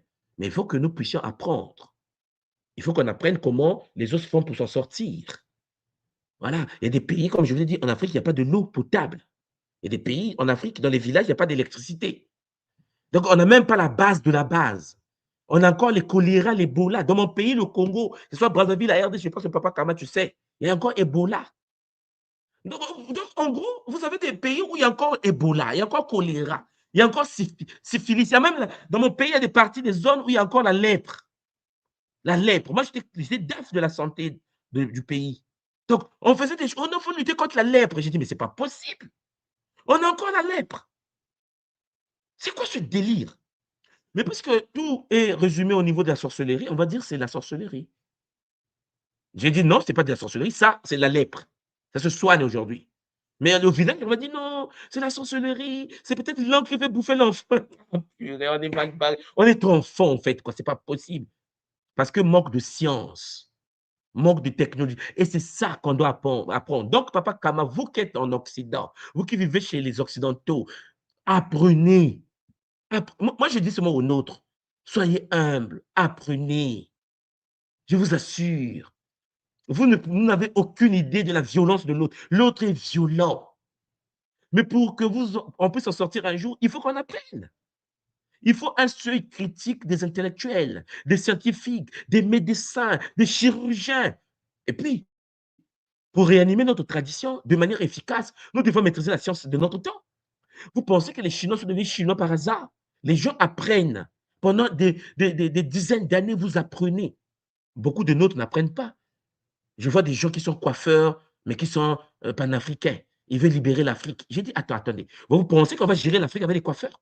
On m'a dit, tu ne peux pas dire ça, tous les coiffeurs sont importants. Je n'ai pas dit que ce n'est pas important. Mais vous pensez qu'on construit un pont avec les coiffeurs? Vous pensez qu'on va construire les routes? Vous pensez qu'on va traiter de l'eau avec les coiffeurs? Il y a que nous qui faisons des choses comme ça. Parce que nous sommes fainéants multidimensionnels. Et ça, il faut que ça change. Et ça ne va pas changer tant que nous allons être. Alors, au lieu de faire de la science, qu'est-ce que les gens font? Ils font de la religion ou de la spiritualité. La spiritualité est devenue le refuge. Vous voyez, le refuge de toutes les personnes qui ont raté leur existence dans la matière. Oh, moi, je vois des esprits. Moi, je parle aux esprits. Je suis parti au Congo. Il y a un initié qui m'a dit, oui, moi, je suis initié, tout ça, tout ça. J'ai dit, OK. Il y avait de la soude pour fabriquer du savon, la soude caustique, là, vous savez, il y a la soude pour fabriquer du savon juste à côté. J'ai dit, apportez-moi la soude ici, là. Je dis, ah, mais je me dit, qu'est-ce qu'il va encore faire, là? Il dit, apportez, mais lui, il est initié. Initié de quoi? De l'ordre traditionnel, Nzamaché, il commence à parler. Il dit, OK, mettez-moi la soude dans le verre. Mettez un peu d'eau. Papa, tu dois boire la soude là. Puisque toi, tu es initié et que rien ne peut t'atteindre, tu bois la soude. Et puis, on verra comment ça va se passer aujourd'hui. Il commence à dire, non, mais je ne suis pas d'accord. Je dis, papa, regarde, moi, je suis gardé, OK? Je vais dire à un garde de corps à côté de taper une balle. Il me dit, mais comment ça? Je lui dis, mais tu as dit que tu es initié, tu peux disparaître, n'est-ce pas? Je vais te taper une balle. Et puisque j'ai l'autorité de faire ça, je suis un diplomate du Congo, je vais te taper une balle, je n'irai pas en prison. Je sais comment ça fonctionne. En fait, on est comme des idiots. Je dis, papa, écoute, va apprendre. Tu connais quoi? Vraiment, sérieusement, tu connais quoi? Tu peux te taper une balle ici, tu vas disparaître devant moi. Tu n'as aucune idée à qui tu as fait. C'est ça le dilemme que nous avons. Tu n'as aucun pouvoir. Tu te fais initier pour manipuler la jeunesse. C'est ça le problème de chez nous. Même les idiots sont des initiés. Les ignorants sont des initiés. Et ça pilule sur le continent. Ça manipule la jeunesse. Il est temps que ces choses-là changent. Et pour que ça change, mes Olampangui, ça demande que les nôtres commencent à apprendre. Moi, si j'étais à votre place, il faut être humble. Vous apprenez. Apprenez d'abord. Apprenez comment les autres construisent des maisons sur l'eau. On a des inondations qui ont commencé en Afrique. Hein. Papa Kama, je ne sais pas si tu suis, hein. Notre fleuve est en train de déborder à Kinshasa et à Brazza. Mais on n'a pas la technologie pour gérer l'eau là. Regarde, dans nos quartiers, l'eau est en train de rentrer. Hein. J'étais là-bas au pays. J'ai dit à monsieur le ministre, comment vous allez gérer les inondations qui arrivent? Comment Kinshasa, la grande capitale, va gérer les inondations? Par la prière? Non, mais sérieusement. Est-ce que nous avons des écoles d'architectes? Est-ce que nous avons des écoles? Est-ce que vous savez que tout ce que nous avons au Congo, je parle du Congo-Brazzaville, tout, sans exception aucune, est construit par les Chinois. On n'a pas d'école des bâtisseurs, on n'a pas d'école des maçons, on n'a pas d'école des architectes, on n'a pas d'école. C'est-à-dire que nous avons un peuple qui, en effet, tout est construit par l'étranger. Après, papa, on a construit les aéroports au Cameroun, on a construit les stades au Cameroun, au Congo-Brazzaville, un peu partout. La gestion des stades chez nous, ce sont les Chinois qui font. On n'a pas été éduqués pour gérer nos propres stades. Toi, mais tu sais, papa, quand même. Bon, un peuple aussi négligent, un peuple aussi ignorant. Le Chinois vient au Congo, à Kinshasa, ils vendent des beignets dans nos rues. Si le Chinois nous empoisonne, attends, imaginez qu'un Chinois mette des gouttes de poison dans les beignets. Vous savez, il y aura combien de morts à Kinshasa ou à Brazzaville? On est comme des enfants et on le sait qu'on est comme des enfants. Et pourtant, je vous le dis, c'est-à-dire qu'on a des déficits, on est déficient. Il faut arrêter d'être égocentrique. Nous, apprenez, apprenons. Allez dans les universités. Devenez des gens capables d'étudier ce que les autres savent. Mettons la propreté chez nous. Installons un système structuré. Inspirons-nous des anciennes traditions combinées aux sciences d'aujourd'hui. Évitons d'être égocentriques, lutter les uns contre les autres. C'est malheureux de constater qu'un peuple, notre peuple, on dit bien que, regardez, il y a un bisou de Judas.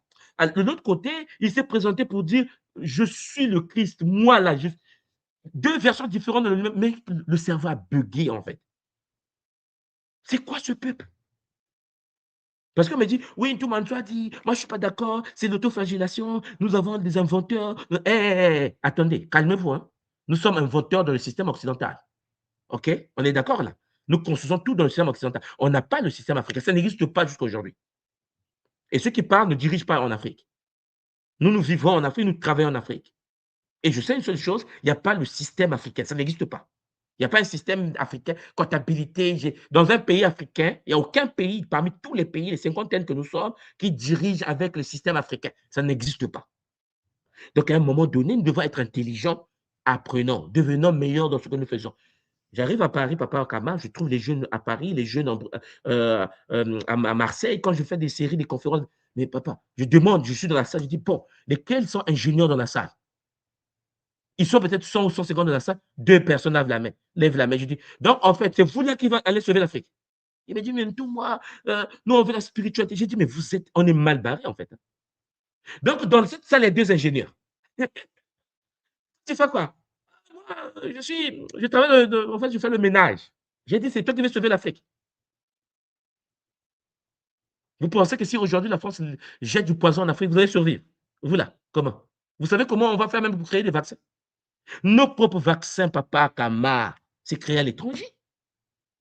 Tous les médicaments que moi j'achetais lorsque j'étais DAF de la santé, on achetait ça où? En Inde. Je partais en Inde payer les médicaments d'un pays. C'est des milliards de dollars qu'on paye.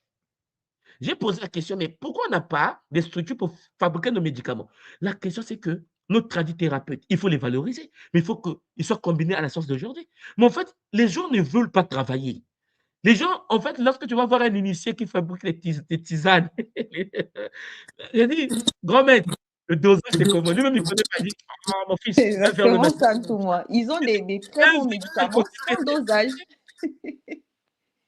Le Comment tu vas packaging est juste pas possible. Les bouteilles, ils ramassent des bouteilles d'eau, ils mettent des. Mais c'est pas.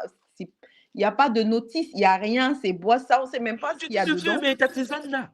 Maman, ta tisane. On boit ça comment? Un verre le matin, un verre le soir. J'ai dit, ok, de quelle quantité? Ah, petit. Tu vois le gobelet, hein, tu mets ça dans le gobelet. Et lui, Papa Rama, Papa Kama, c'est l'initié africain qui fabrique des tisanes. Il ne connaît pas la quantité, il ne connaît pas les produits actifs, il ne connaît rien de sa propre substance. Il veut me faire boire une tisane qui ne connaît même pas la constitution fondamentale. J'ai dit, vous voyez les gens comme. C'est toi qui vas lutter contre les autres, mais vous n'avez aucune idée à qui vous avez affaire. Les autres sont des reptiliens. Eh oui, Papa Kama, les autres sont des reptiliens. Et eux, ils déconnent ou pas? Papa Kama. Non, honnêtement, vous avez raison sur le fait qu'on doit apprendre. Parce que ce qui fait que j'ai pu conscientiser à beaucoup de choses et à avoir une forme de maîtrise sur mes choix, notamment en utilisant la takia, ça m'a permis d'arriver à avoir ce niveau de conscience que j'ai actuellement. Et c'est un chemin que je continue chaque jour. Donc, ça s'arrête pas. C'est pas parce que aujourd'hui j'ai compris ça que c'est suffisant. Au contraire, j'ai plus de soif toujours. Quand vous avez fait le Kaboula, même ces derniers temps, de le faire récemment, ça nous repousse nous aussi de notre côté à repousser nos recherches, à nous remettre aussi en question et à évoluer encore et encore. Parce que le Kama de 2022 n'est pas le Kama de 2026. Et par rapport à nos pays, effectivement, ce sont des réalités que les Mpangi, ils doivent conscientiser. Parce qu'on nous laisse une image ici, on se dit c'est vrai, c'est spirituel, c'est ceci, cela, en nous donnant des petits morceaux, mais qui ne sont pas la réalité majoritaire du terrain. Et c'est très bien que vous nous faites ce Kaboula-là de nous rappeler qu'il y a toujours ces maladies qui sont là, qu'on est en 2026 et que c'est pas normal. Des villages qui n'ont pas l'électricité en 2026 par rapport à ce qu'on voit des autres pays, c'est pas normal. Et vous avez totalement raison par rapport à ça. Maintenant, moi, quand vous avez parlé des ingénieurs, ici en Belgique, il y a une société qui s'occupe du data. Donc, pour tout ce qui est aujourd'hui, nous, quand on a des boîtes mail et tout ça, faut comprendre que c'est géré par un centre pour le nombre de stockage de données. Il y a 5 ingénieurs qui font tourner la boîte. Ce sont des Camerounais. Est-ce qu'ils ont des plans pour le Cameroun? Non. Maintenant, je vais te montrer quelque chose. Je vais te montrer quelque chose que vous ne faites pas attention. Est-ce que vous savez, je ne sais pas si vous avez constaté, lorsque un Africain, un noir du continent africain, vient en Occident et travaille dans le milieu occidental, il est déterminé, il est rigoureux, il est discipliné. Dès lors qu'il prend son avion, il vient en Afrique. Écoutez-moi bien, hein, peut-être que beaucoup n'ont jamais fait ce lien-là. Lorsqu'il arrive en Afrique, il oublie la discipline, il oublie le cadre. Et je vais vous dire quelque chose. Est-ce que vous savez qu'autour de nos présidents, il n'y a que des génies, en fait? Peut-être que vous ne le savez pas. Tous les présidents africains que vous voyez, autour d'eux, il n'y a que des docteurs. Dans mon pays, en RDC, n'en parlons pas, Papa Kama, tu vois de quoi je parle. Autour de Tshisekedi, il n'y a que des gens intelligents, mais qui ont fait Harvard, Oxford, Cambridge. N'oubliez pas que lorsque les gens finissent les études en Occident, les présidents, les Africains, ils sont invités à rentrer chez eux. C'est-à-dire qu'on te propose un bon salaire, on te dit viens d'être conseiller d'un ministre. Tous nos ministres, autour de Biya, je parle, Maman John est là, autour de Biya, il n'y a que des génies. Vous prenez le premier ministre camerounais, vous prenez les conseillers du président, tout le monde a fait les grandes études. Il n'y a pas un idiot autour du président. Mais qu'est-ce qui se passe? C'est ça ce que je suis en train de vous dire. Il y a autre chose que nous sommes dès que nous rentrons chez nous. Le comportement d'un Africain à l'étranger est différent de son même comportement quand il rentre chez lui. La manière dont il gère les femmes chez lui, ce n'est pas la même manière qu'il gère la petite Française à Paris. On est un peu complexe, bipolaire. Vous pensez que quand je me parle des ingénieurs frères camerounais, mais il y en a beaucoup en Allemagne, il y en a beaucoup partout aux États-Unis. Dès qu'il rentre au pays, papa, transmutation génétique, la bêtise commence. Et même lorsqu'il veut changer les choses au pays, tu sais c'est quoi? ceux qui sont au pays le tapent correctement. Maman Djantou, il y a une dame au Cameroun qui a lancé une renaissance dans le domaine technologique. J'ai vu son documentaire, mais elle s'est tapée la prison. Au Cameroun, on l'a chopé, on l'a mis au dos. Tout à fait. Le plus grand mathématicien, il est camerounais, mais il n'est pas au Cameroun. Le plus grand mathématicien aujourd'hui au monde, en Afrique, c'est un Camerounais. Il est pour l'Afrique du Sud. Il rentre, lui-même, il sait. Il sait ce qu'on il va romper à quatre pattes. Pourquoi chez lui, vous n'avez aucune idée que l'Africain sur le terrain ne veut pas des autres. L'Africain ne veut pas de ceux qui pensent plus que eux. L'Africain ne veut pas de ceux qui ont plus de connaissances que eux. Il ne veut pas. Il va te nuire. Mais est-ce que c'est la faute de l'occidental si on est comme ça? Et pourtant, lorsqu'on est en Occident, on est vraiment discipliné. Tu viens de dire tout à l'heure, les frères, les 5 dans le data, ils sont forts et tout. Pourquoi lorsqu'on rentre chez nous, on n'arrive pas à faire la même chose? Qu'est-ce qui se passe? Voilà. Donc, il y a des points sur lesquels on doit travailler, papa Kama. Des points qu'on doit changer en nous. Parce que tu vas constater que la majorité des gens qui font du bruit sur l'Afrique ne sont pas dans le système africain. OK? Ils ne savent pas, oui, ils savent pas c'est quoi l'Afrique. C'est pour ça que j'ai dit aux gens, calmez-vous. Vous n'avez aucune idée c'est quoi les forces en jeu sur le continent. La destruction des nôtres. Quand un Africain te traque pour te buter, en fait. Pourquoi nous, Papa Kama, lorsqu'on rentre en Afrique, au Congo, pourquoi on est tous gardés?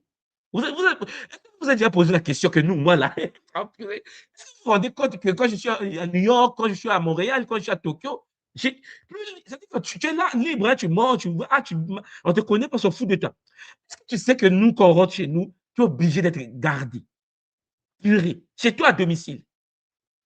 Tout le monde, nous tous, hein, dans notre milieu à nous, quand tu rentres au pays, tu as des éléments autour avec des armes. Toi-même, tu as une arme sur toi. C'est quoi cette vie?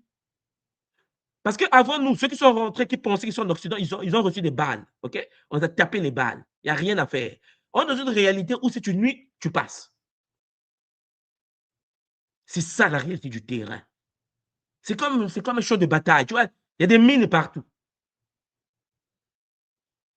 Mais il faut faire attention. Beaucoup de gens parlent d'Afrique sur Internet parce qu'ils n'ont aucune idée de ce que nous vivons sur le continent. Mais il est clair que nous avons un problème. Nous n'aimons pas apprendre. Nous n'aimons pas. Écoutez, dans tous les pays du monde, dans les pays, moi j'ai fait l'Asie, c'est un peu le territoire que je maîtrise plus par rapport à l'Europe. Les gouvernements asiatiques ont des triades, ils ont les yakuza, tu vois, le réseau. Mais en Afrique, peut-être vous ne savez pas, nos systèmes ont des yakuza africains. Il y a des triades africains. C'est-à-dire que quand tu es chez toi là-bas en France, en Belgique, si on ne veut plus de toi, on te fait passer.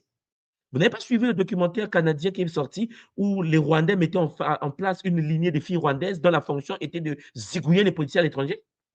Des belles filles rwandaises.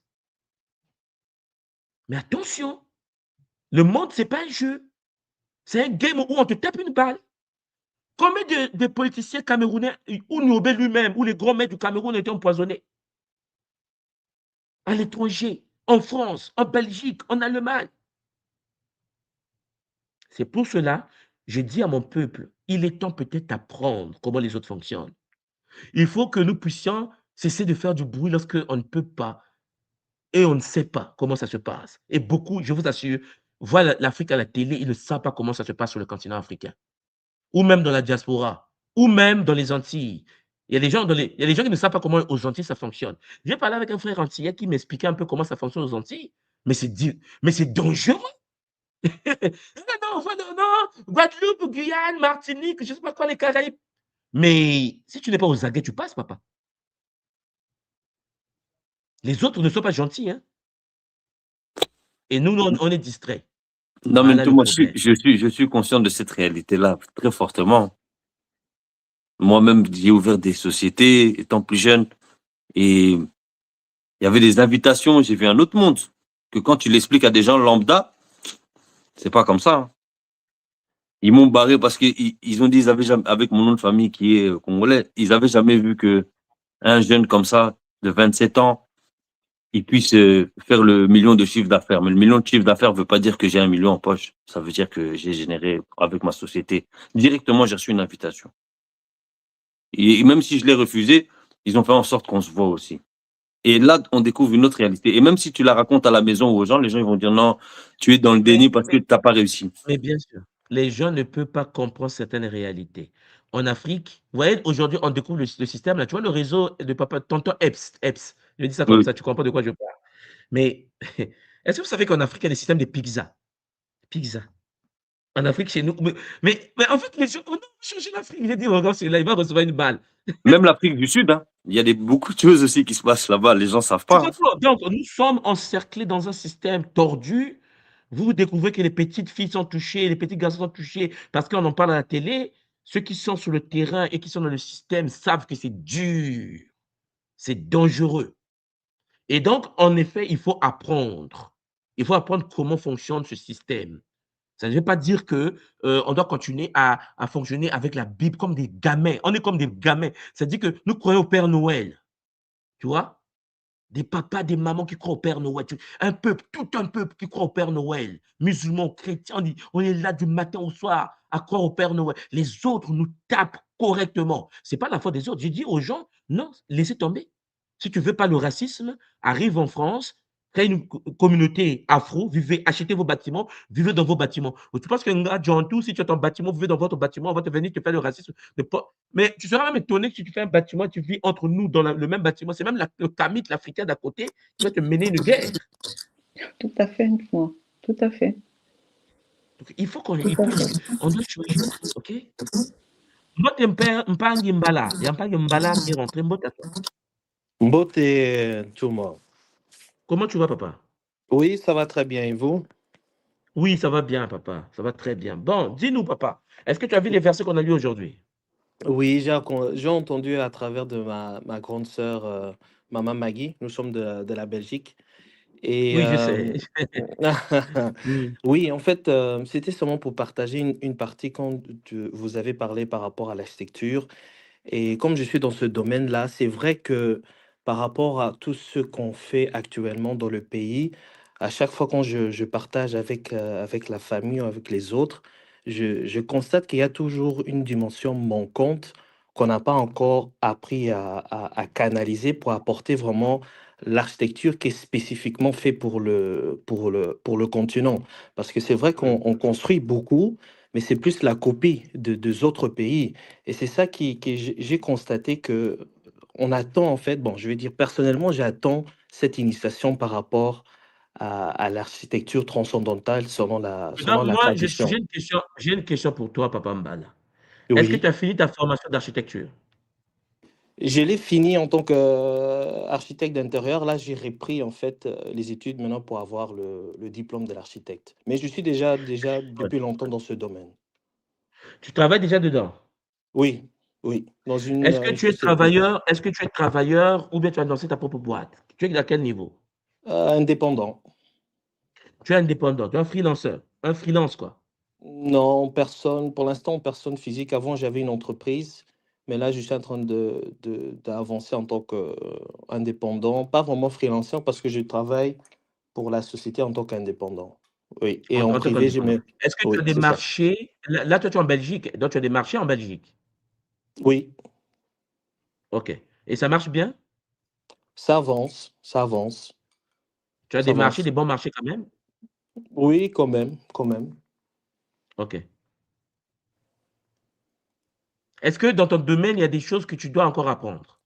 Oui, beaucoup. Il y a encore beaucoup à apprendre, surtout à maîtriser chaque matière, savoir à quel moment l'utiliser, comprendre aussi, on va dire, le côté géographie de l'environnement où on pense construire. Il y a beaucoup de choses et à chaque Là, je fois, vais te j'apprends poser des une choses au question. nouveau. Oui, Est-ce que tu as un mentor? oui.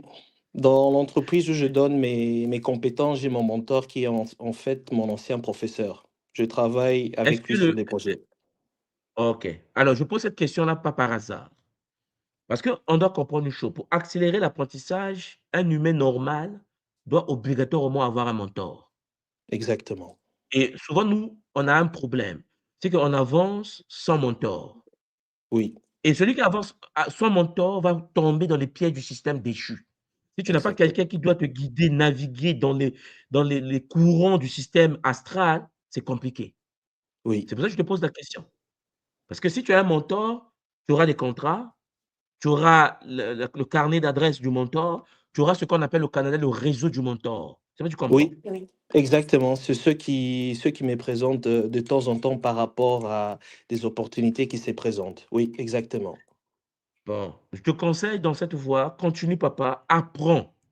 Continue à apprendre, forme-toi et laisse ton mentor la possibilité de te transmettre les connaissances. C'est très important. Parce C'est que ce je qu'il vous est l'ai en train toujours de dit, faire. ce qui différencie les humains, c'est la connaissance. C'est ce qu'il est en Tu train comprends, de faire papa? jusqu'à aujourd'hui, depuis que je suis dans son entreprise en tant qu'indépendant. Jusqu'à aujourd'hui, il continue à m'apprendre des nouvelles choses.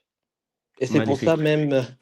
même, à trouver l'occasion de vous en parler en privé par rapport à ça, ce domaine Mais il faut voir qui est... avec maman Kitoko, il sait comment me joindre. Elle sait comment me joindre. Ok, ça va. Un grand Matondo, merci. Matondo. Matondo. Alors, cher Pagui, vous voyez que Mpang Mbala est avec nous sur le plateau, mais il est clair. Vous voyez, je vous parle du mentorat. Il y a des choses que, souvent, le noir, quand il finit ses études, il a pensé qu'il a réussi la vie. Ça n'a rien à voir. Pang Kama, il faut un mentor. Il faut toujours avoir un mentor. Si ton mentor est très poussé, tu seras très poussé. Regardez, moi, quand j'ai fini mes études en France, quand j'ai fini mon PhD, mon doctorat, j'ai été nommé directement enseignant permanent à l'université, chez moi au Congo, parce que mon mentor m'a fait rentrer dans l'univers universitaire congolais. Si tu n'as pas de mentor, tu rentres comment toi? Par magie. Et en plus, puisque j'avais mon mentor, je me suis retrouvé DAF de la santé et la population. Je gérais le deuxième budget du pays, mais parce que j'ai mon mentor.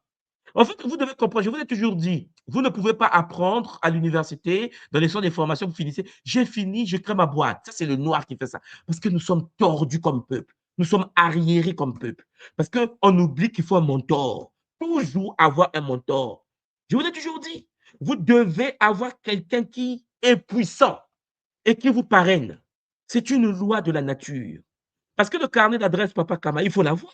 Regarde, toi-même, tu as dit, tu as créé une entreprise, tu vas au Congo, mais tu vas avoir du béton, on va te taper sur la tête. Tu vas passer par où? Si tu n'as pas un mentor à Kin, si tu veux au Congo investir, papa, dans les domaines, mais si tu as un mentor au Congo, en 2 minutes, tu as le carnet d'adresse. En 2 minutes. Moi, je suis d'accord, mais comment dire?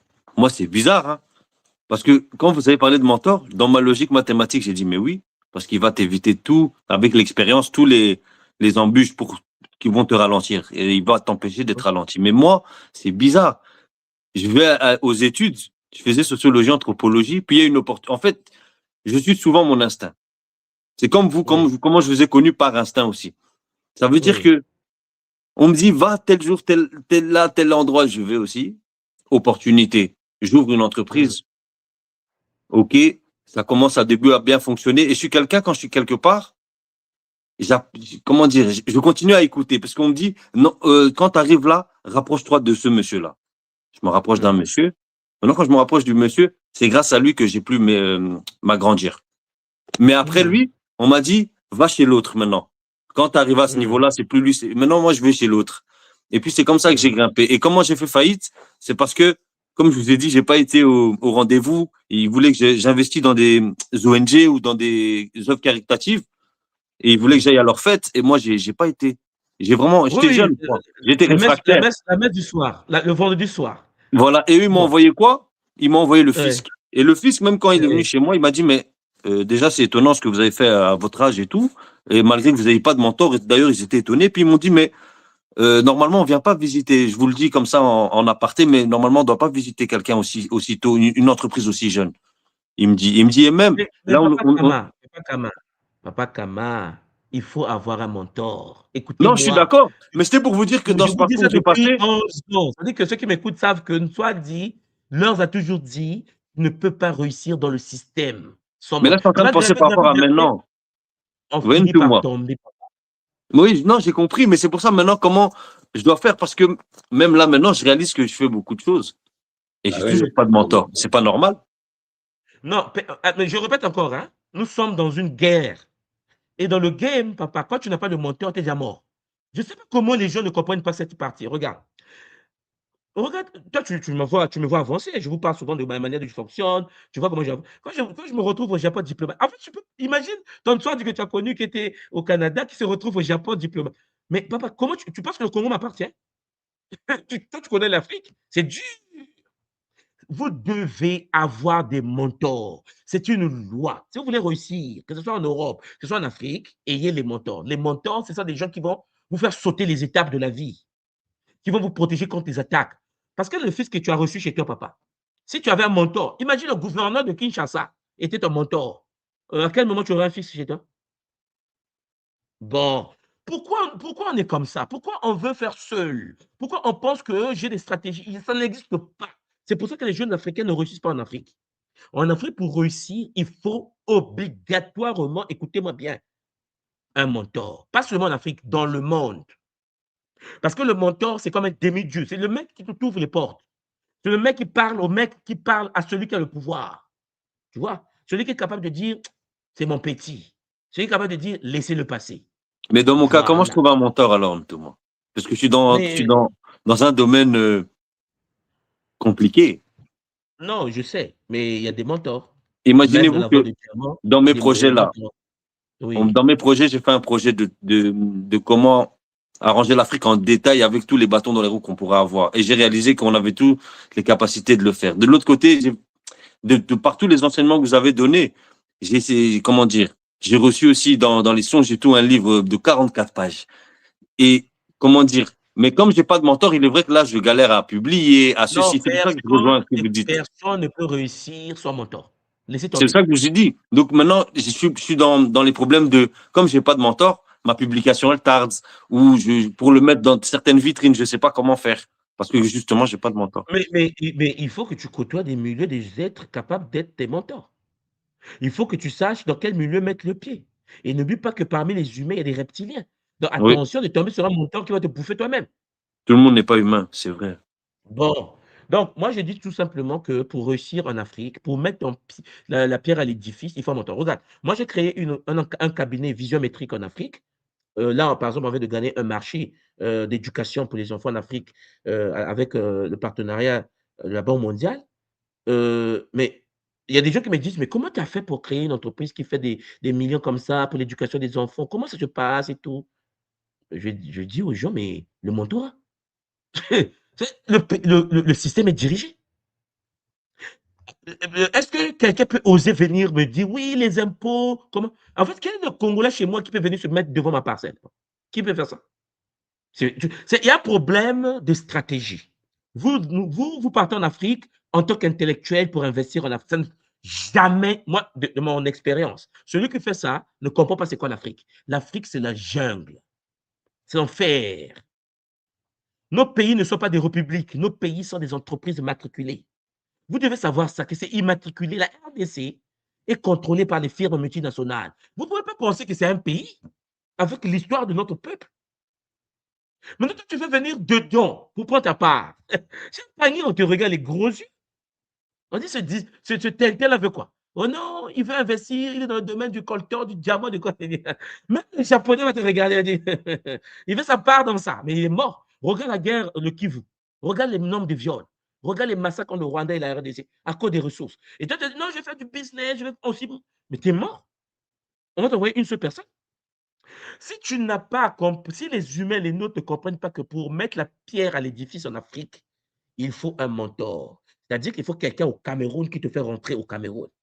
Tu ne rentres pas au Cameroun parce que tu es un Camerounais, je vais investir chez moi. Voilà pourquoi il y a des grands qui partent. Je vois des gens, ah non, ça n'a pas marché, je repars pour moi, on est à l'étranger, c'est trop difficile. J'ai dit non, ça marche.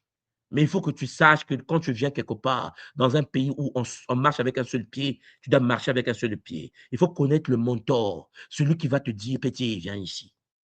Tu veux quoi? Oh papa, je vais investir. Le monsieur qui a le téléphone, de celui qui a le téléphone, de celui qui a le pouvoir. Ça fonctionne comme ça.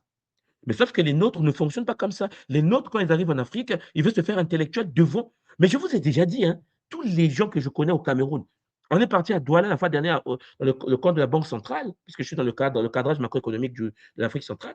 On est arrivé au Cameroun, puisque c'est le siège de notre banque. Mais vous n'avez jamais vu des gens intelligents. Hein? Moi, j'ai vu des Camerounais, mais tu sens l'intelligence dégourdir de son corps. Le mec est puissant. Le gouverneur de la BEAC du Cameroun, mais c'est un monstre. Le mec, je ne sais pas s'il y a quelqu'un comme ça en Afrique centrale. Bon, quand tu as un mentor à ce niveau-là, maman John, tous tes problèmes sont résolus. Le problème qui se pose, c'est qu'il faut des mentors. Mais si vous n'avez pas des mentors, vous ne pourrez pas s'implanter en Afrique. Les gens font des faillites parce qu'ils n'ont pas de mentors. Est-ce que tu comprends, Papa Kama? Oui, tout à fait. C'est pour cela que je peux arriver à Kimuntu. Au Congo, je fais mon rituel Kimuntu. Le système sait qu'une fois, il fait son rituel Kimuntu. Parce que même le commissaire du coin sait que le petit, la pratique la tradition. Tu vas faire quoi, en fait? Mon mentor, tu le connais, non? Hein, tu te tais. Parce qu'il y a des gens qui sont chrétiens qui ne veulent pas que nous parlons de Kimuntu, non, ouais. Mais pourquoi beaucoup de panafricains, des Kamites n'arrivent pas dans nos pays? Parce que je leur ai toujours dit, tu as un mentor? Oh non. Voilà. Comment tu peux venir dans un monde dangereux sans mentor? Tu es mort déjà. Oh, je vais parler panafricanisme. Comment? Où? Dans quel pays? Sur quel terrain?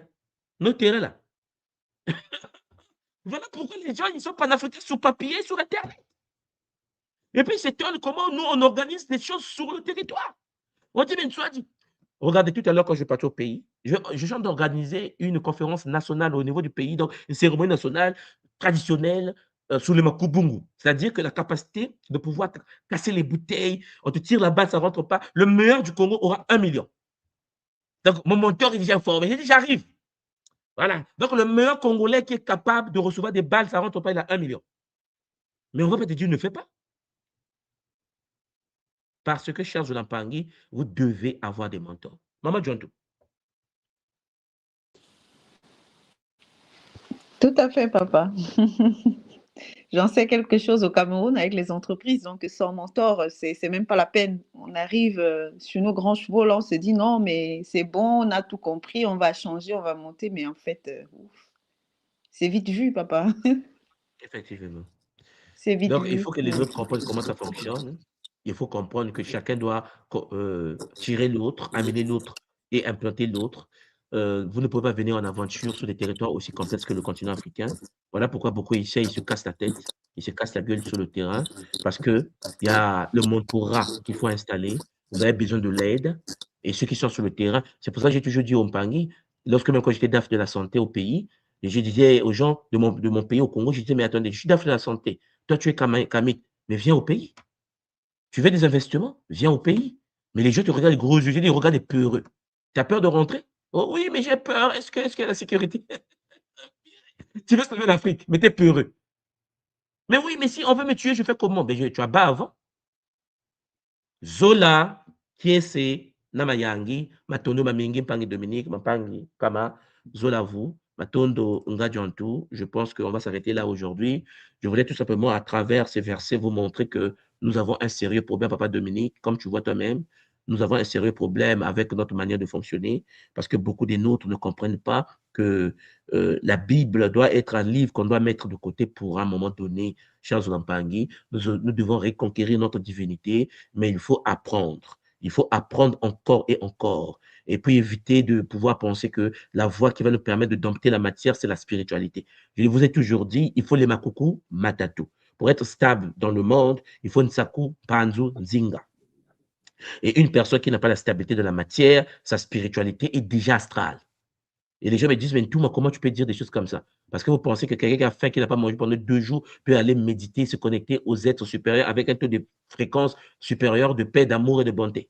On n'est pas religieux, attention. On a besoin d'abord d'une stabilité matérielle, l'équilibre de la matière, la paix de l'âme, la paix dans son foyer. Et quand tu te connectes avec les guides, la connexion est fluide et divine. Matondo Maman Djantou, Matondo Mpangi Kama, Matondo Mpangi Dominique.